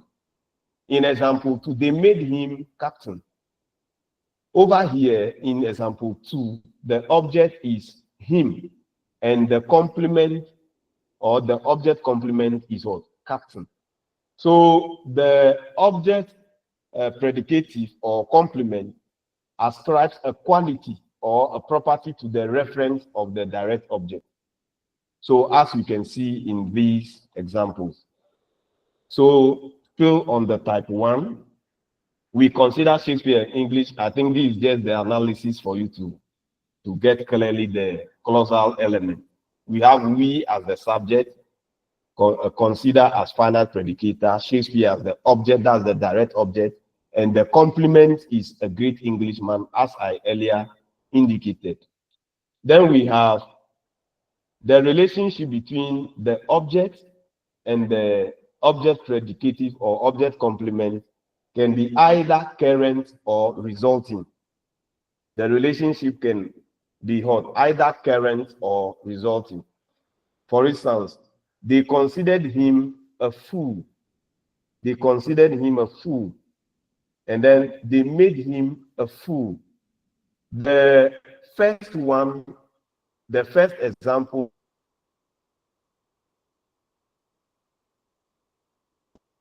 so I think the how do you call it? The relationship between the object complement and the object itself in example 1 is a current relationship. But when you come to example 2, the relationship between the object him and then the object complement a fool is a resulting one. It's a resulting relationship. If a clause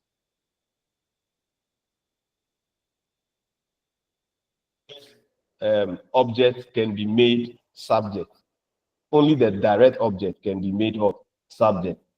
He was considered a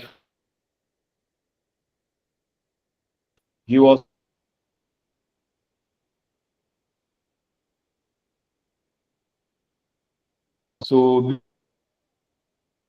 of the example there, he as subject was finite, then considered predicator, then we have a fool as complement.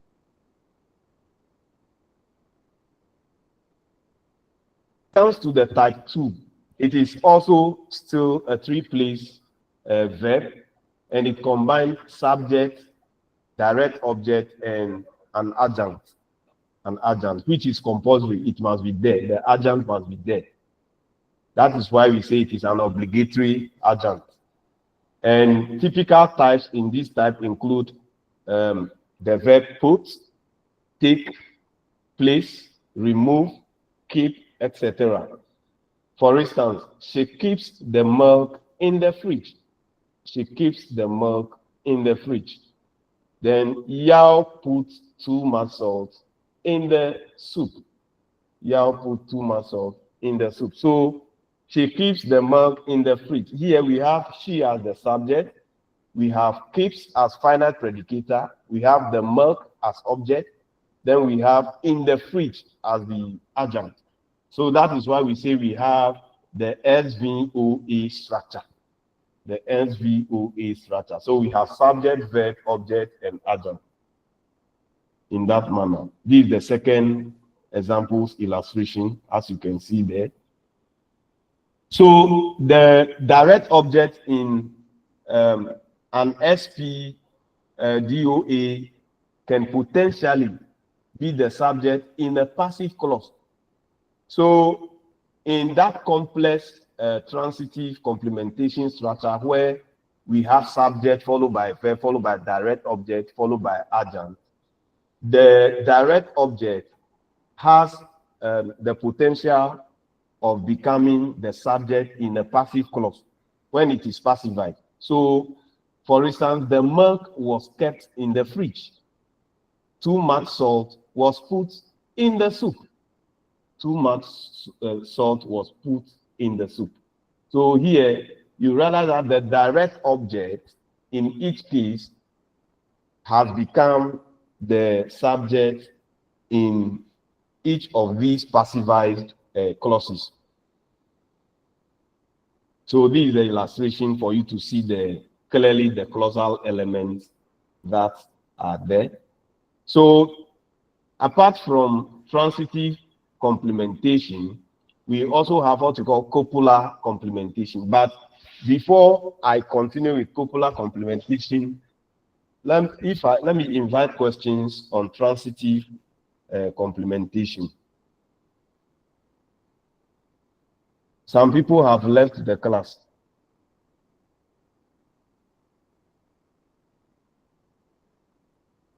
That's good. Any question on transitive complementation? No, sir.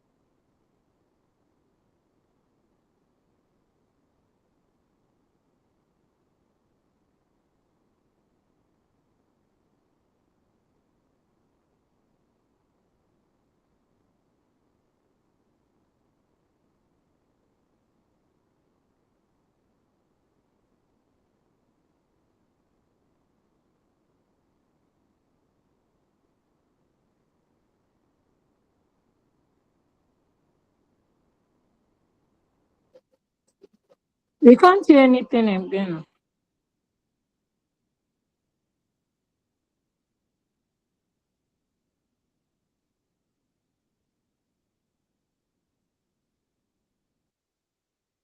It seems it's awful.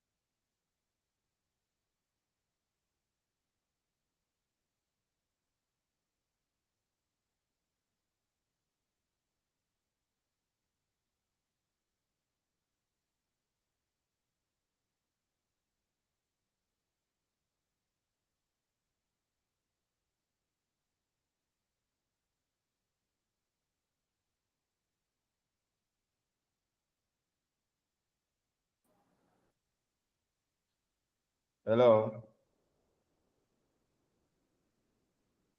Hello. Oh, Yes, sorry. So I think I went off a bit. Yes, yes. you went off. Yes, I realized it. But I believe you can hear me clearly now. Yes, sir. Yes, I was asking whether you have any question on the transitive complementations. We look at the monotransitive, the ditransitive, and the complex transitive complementation. If you have any question on any of them, ask before we move on with the copular complementation.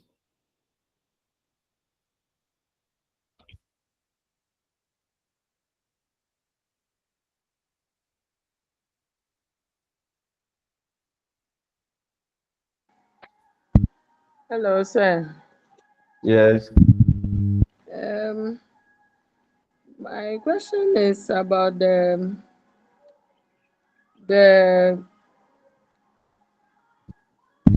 transitive and intransitive.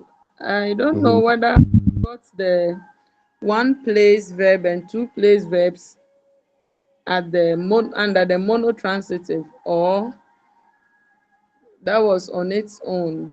We continue with mono. You don't know whether I think I joined in late, so I'm not able to.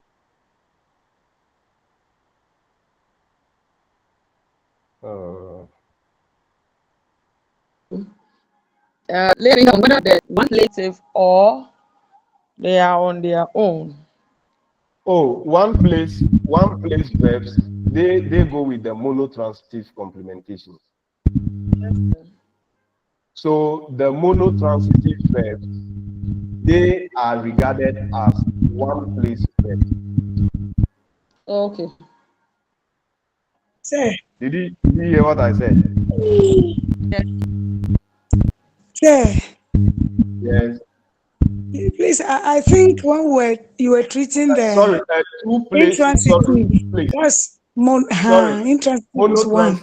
Monotransitive, they are two place verbs.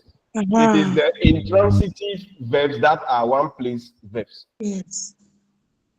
That was what I wanted to clarify. Okay. So the intransitive verbs, they are the one place verbs.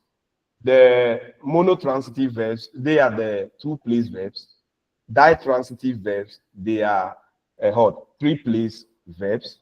And even complex transitive verbs are also three place verbs. They are also three place verbs. For the complex transitive, what we have two types, two structures. We have the SVOC structure, and then we have the SVOA structure, where we have the subject, the verb, the object, and the object complement. We also have a structure illustrating the subject, the verb, the object, and an adjunct. So those are the two structures under the complex complementation or complex transitive complementation. Okay. If you don't have any question, I think I should go on with the copular complementation.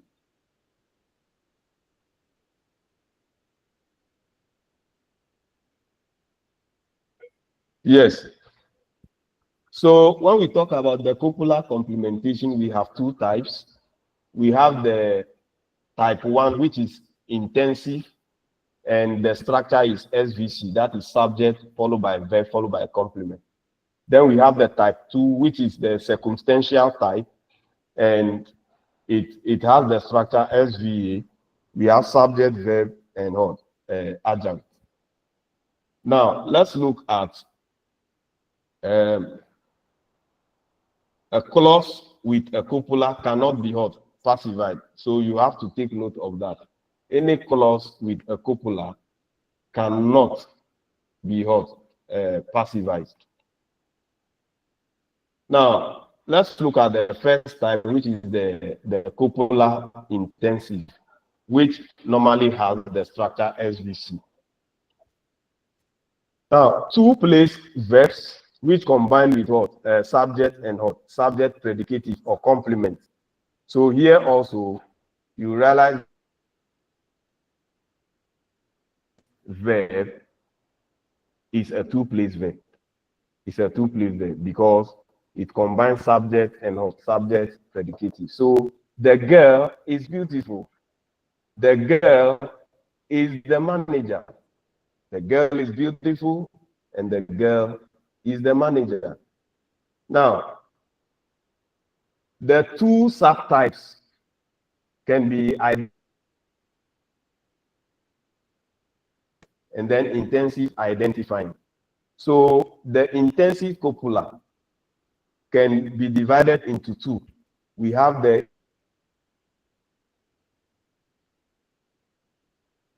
then we also have the intensive identifying, which is also known as the equative type. And under the intensive attributive type,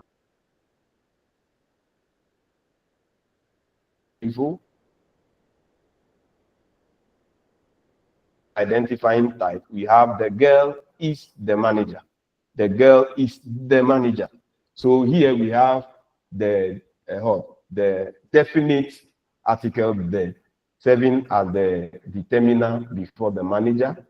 But when it is intensive attributive, we have an indefinite article serving as the determiner before the manager, as you can see there.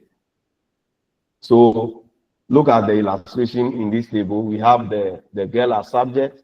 We have is, that's the copula, as the finite predicator. Then we have beautiful as what? The complement. So we have SVC structure here. And from the perspective of transitivity, we can say that the girl is a carrier, or the subject is a carrier, the predicator is a process, and the complement is an attribute.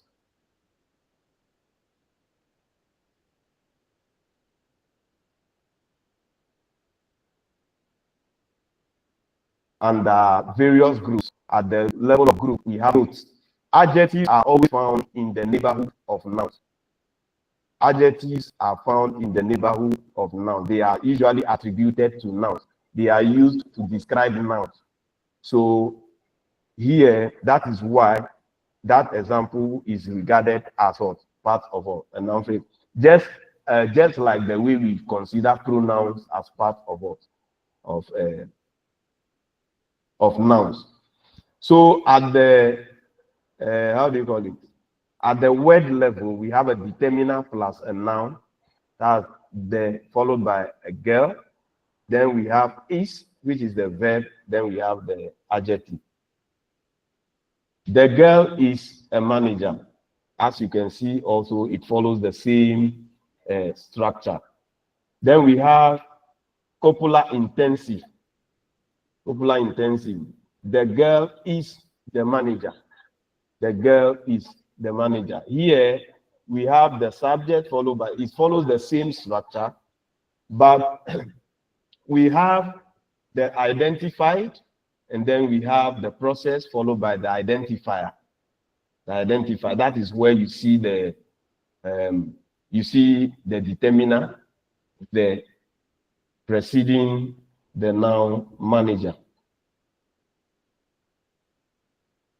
Now, for attributive or ascriptive type, the complement or subject predicative ascribes a quality or property to the referent of the subject.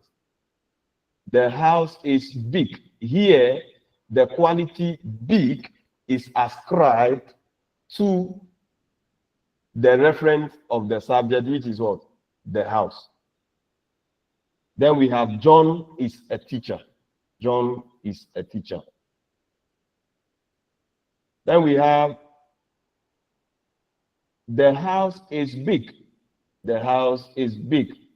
That is the illustration of what the example we looked at earlier. We have subject, verb, complement, career. We have the career, we have the process, we have the attribute. The attribute can be clearly seen there. That's big, which is the adjective. So now, when we talk about the copula in terms of attributive, if the copula is attributive or ascriptive, then it can be a current attribute or a resulting attribute. And when it is a resulting attribute, we have complement, which specifies what something is. So the leaves were green. The leaves were green. So it specifies the nature of or the color of the leaves.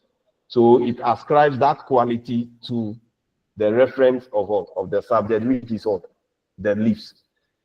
Now, a resulting attribute specifies what something becomes. The leaves turned yellow. The leaves turned yellow. So these attributes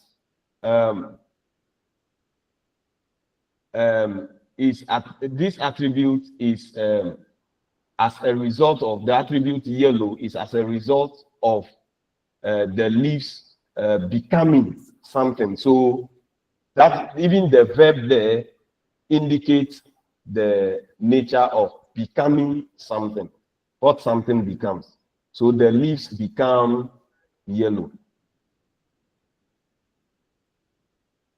So under current attributive copular complementation, we have resulting, we have under current we can have be, seem, look, resemble.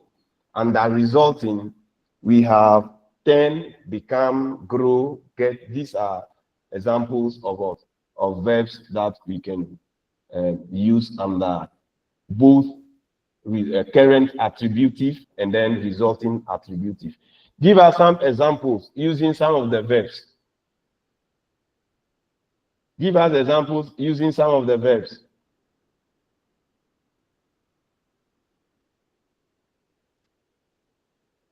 Yes.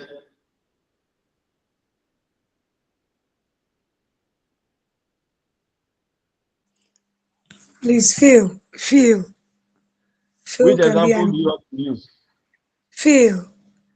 Love. I have some examples there. I want you to use them in sentences. Oh, okay. Use them in sentences. Then I would like to use look. You want to use looks what? Look. Look. He looks good today. Good. He looks good today. Okay. Yes. Okay. Any other example?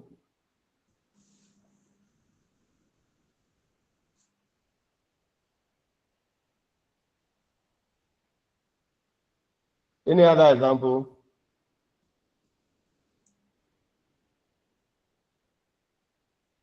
Please, to me or all of us? Oh, all of you.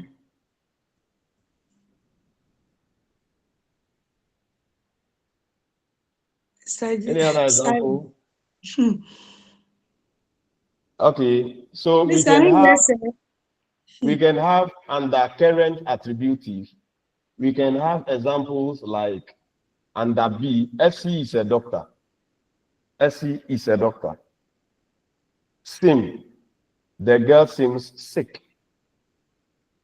The teacher looks tired. Kofi resembles his father. The dress appears yellow. He remained a teacher. He felt foolish. The perfume smells good. Your point sounds valid. Your point sounds valid. The drink tastes bitter. Those are some of the examples we can have under the current attributive. Then the resulting using become, SC became a doctor. The soup turned sour. The tree grew tall. The soup got sour. The soup went bad. The concert made a good show. So these are all examples of what intensive attributive. So all the examples I have given are here, as you can see here. I have asked you to give examples, you couldn't. So these are examples illustrating the two types of the attributive intensive copular complementation. Now, intensive identifying. intensive identifier, the type 2 under intensive copula. Now, identifying type under intensive, the subject predicative identifies the referent of the subject in a different way. For instance, the ambassador is the skinny man over there.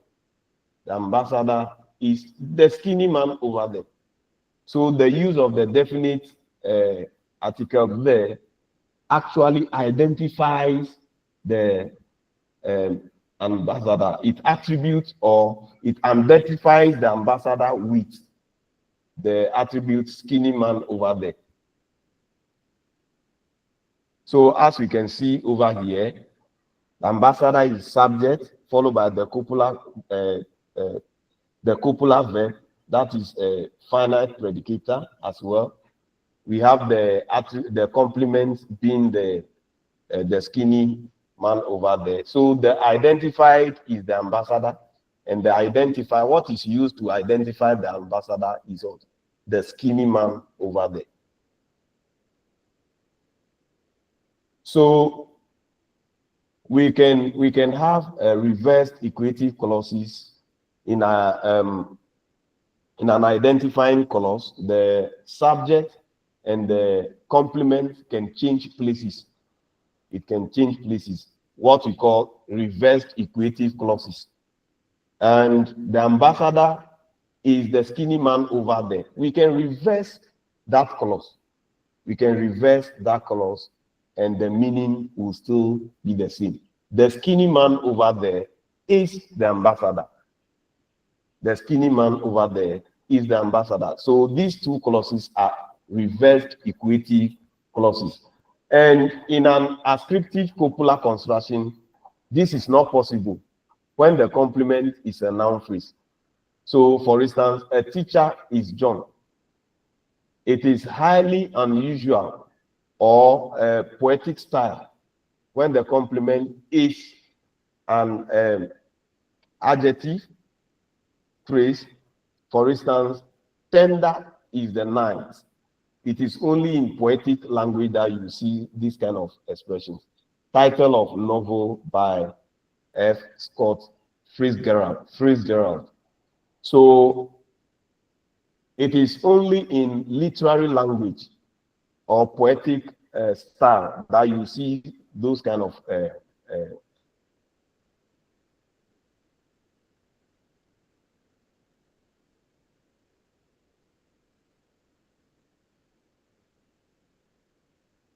and the identifier is not applicable in ascriptive copular construction, as we saw earlier.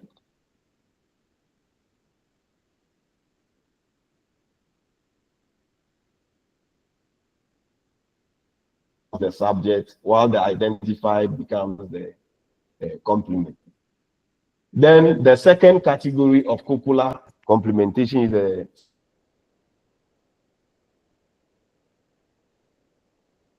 SVA structure. The circumstantial is also a two-place verb.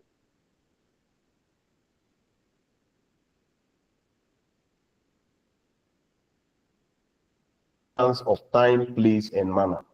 Place or manner. For instance, the month in the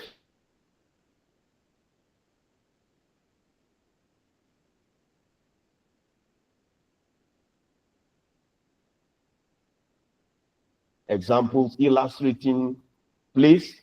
The first one illustrates place. The second example illustrates time. The third one illustrates of manner. So two types can be identified with the copular circumstantial. We have, and they are similar to the subtypes of the intensive complementation. That one also, we have the attributive type, we have the identifying type. The circumstance ascribes a property to the subject under the attributive, and under the identifying type, the circumstance identifies the location of the reference of the subject. So rather than ascribing a property to the subject, it rather identifies the location of the reference of the subject, as you can see here. Now, for instance, the lecture lasted for 2 hours. The lecture lasted for 2 hours. The lecture lasted for 2 hours. Yes.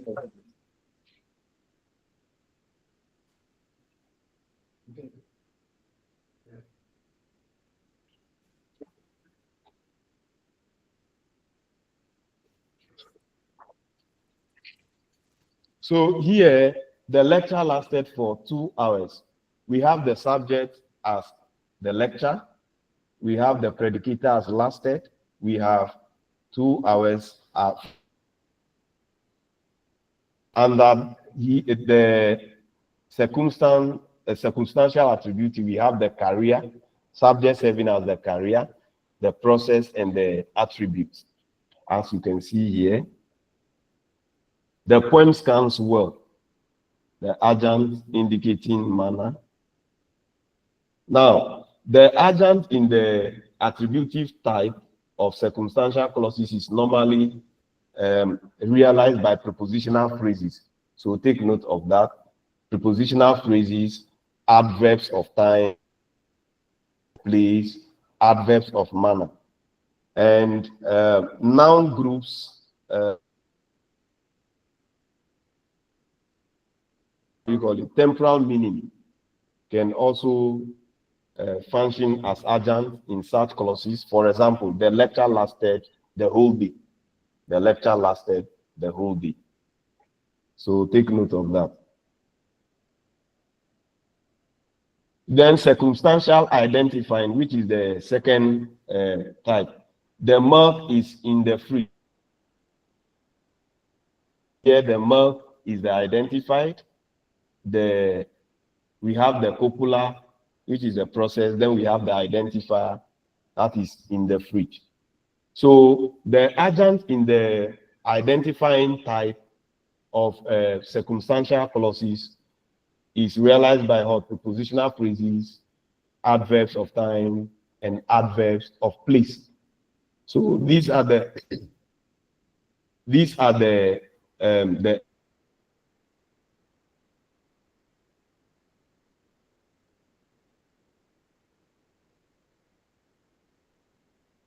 reverse circumstantial identifying clauses. The circumstantial identifying clause can be reversed. Can be reversed, as you can see here. In the fridge is the milk. In the fridge is the milk. So here we have the identifier in the fridge becoming hot, coming first, still as the agent. Then we have the milk going to the end as the identified. So in a reverse circumstantial identifying clause, what happens is that the agent still remains its original function. Not that the subject occurs clause finally, but it is performing the same illustration or in the table. In the fridge are the tomatoes. In the fridge are the tomatoes. One evidence that the agent element in reverse circumstantial identifying clause is not the subject of the clause is that it does not establish agreement with the verb. It doesn't establish agreement with the verb, as we can see in this example. The verb rather agrees. As you can see, so here you see that the verb are agrees with what? The noun group that comes after it, which is what? Tomatoes.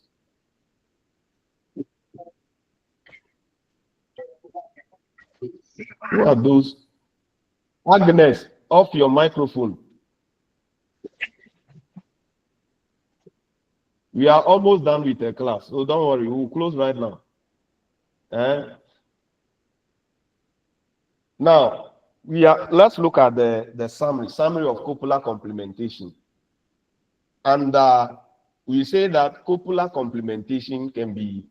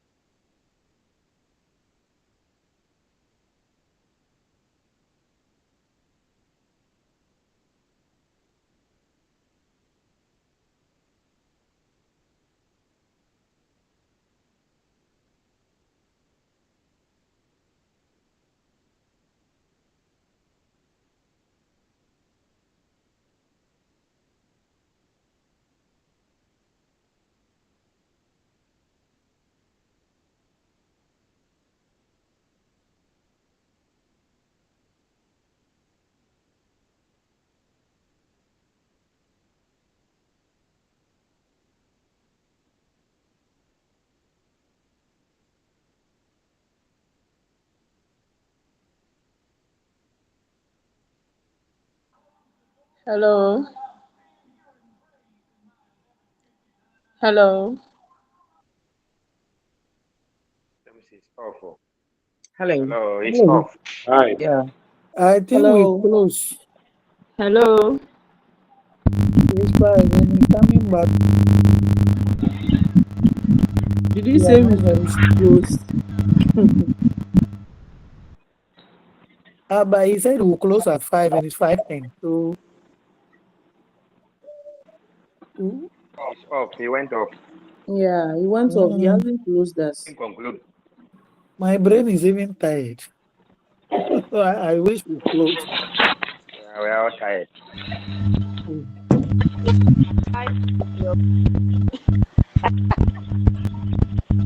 The first rep should get to him.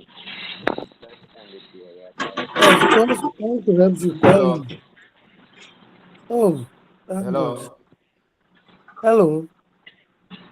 I think my Okay. network went off again. But I think you have listened to up to the end of the presentation.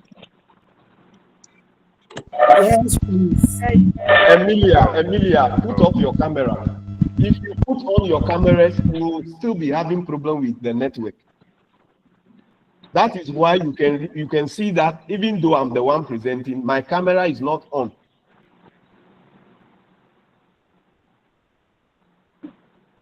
So I think I was about inviting questions before I went off.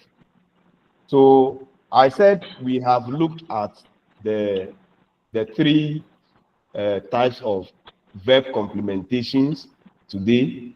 We have looked at intransitive complementation, that's intransitive verb complementation.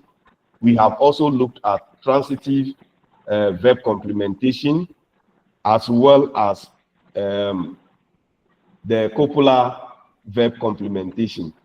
So if you have any question about any of these, I just want you to ask your question, then we can call it a day.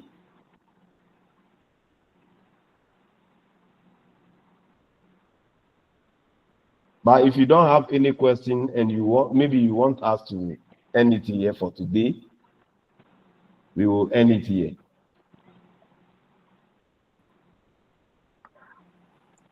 So before we end, do I have the rep from Riverview in the class?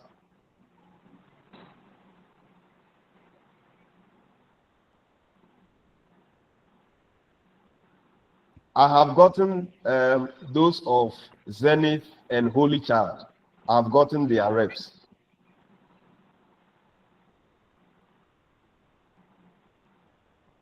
I'm going to share the slides with you.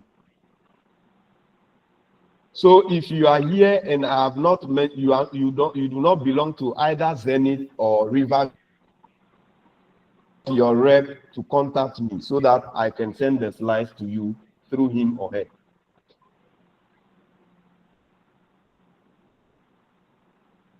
Okay.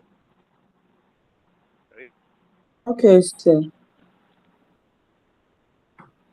Is it well understood? I don't know whether we have a known rep, but we'll get to you. Yes. Yes, sir. Yes, sir. Well understood. Yeah. Yes, sir. Yeah, we are Yes, here. We are here. Riverview, Mark is We there. are here, sir. So apart from the three centers, do we have any other center? Because I have. Yeah, so we have Mauli here, Mauli Center here as well. And we have online though. Because they term centers, they term them as online centers. I don't know which centers are involved. We are from Boga. Boga is online. Boga is online. Mauli, don't you have a lecturer who is supposed to take? We have a lecturer, but for one or two reasons we couldn't meet him today, so we were asked to join the online for today. But we are all teaching students online today. All the centers are having online classes today.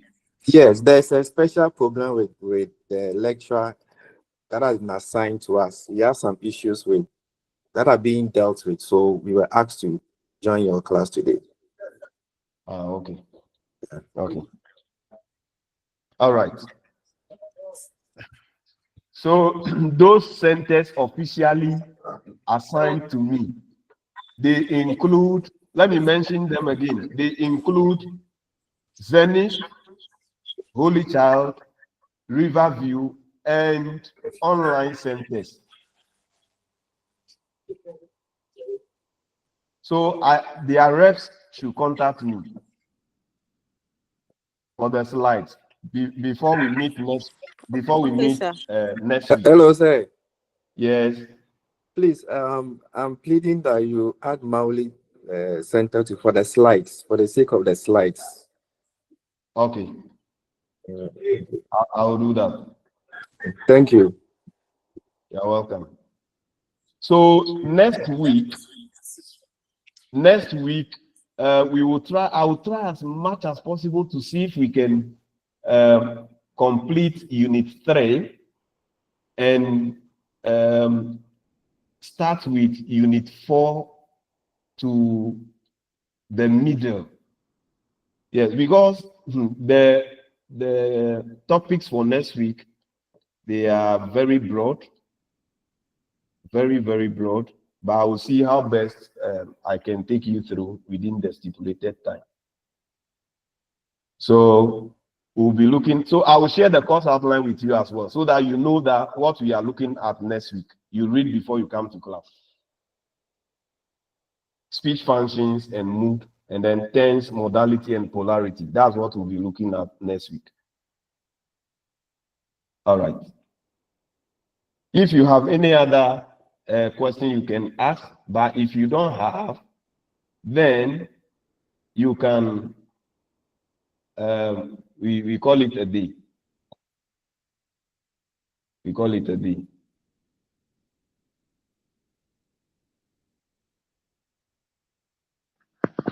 Oh, you have done so much. God bless you. You're welcome. Thank you very much, sir. You're welcome.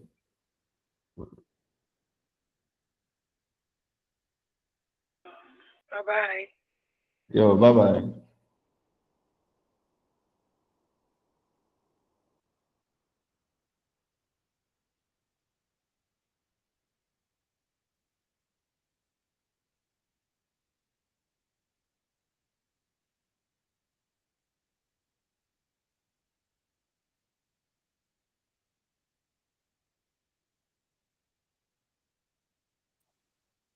Hello, Madam Ernestine.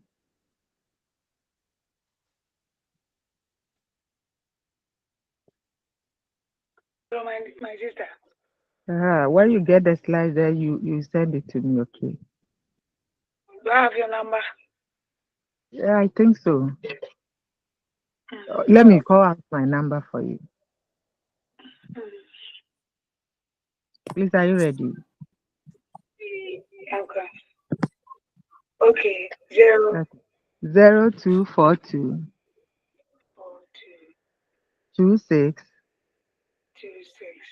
13 55. 024 2261355. Madam. Victoria. Yes. The name is Victoria. Yes, please. The name is Victoria. Thank you. It's a pleasure.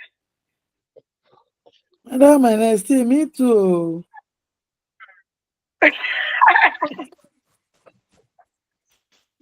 Bye-bye. Bye-bye. Bye. Bye.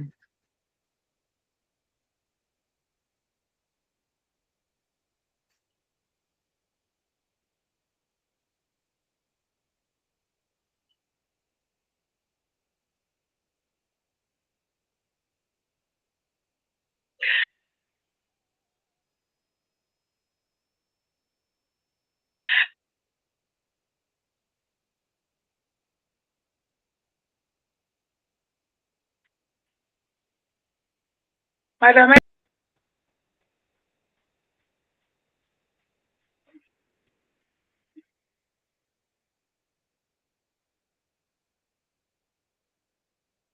Hello, Auntie Joanne.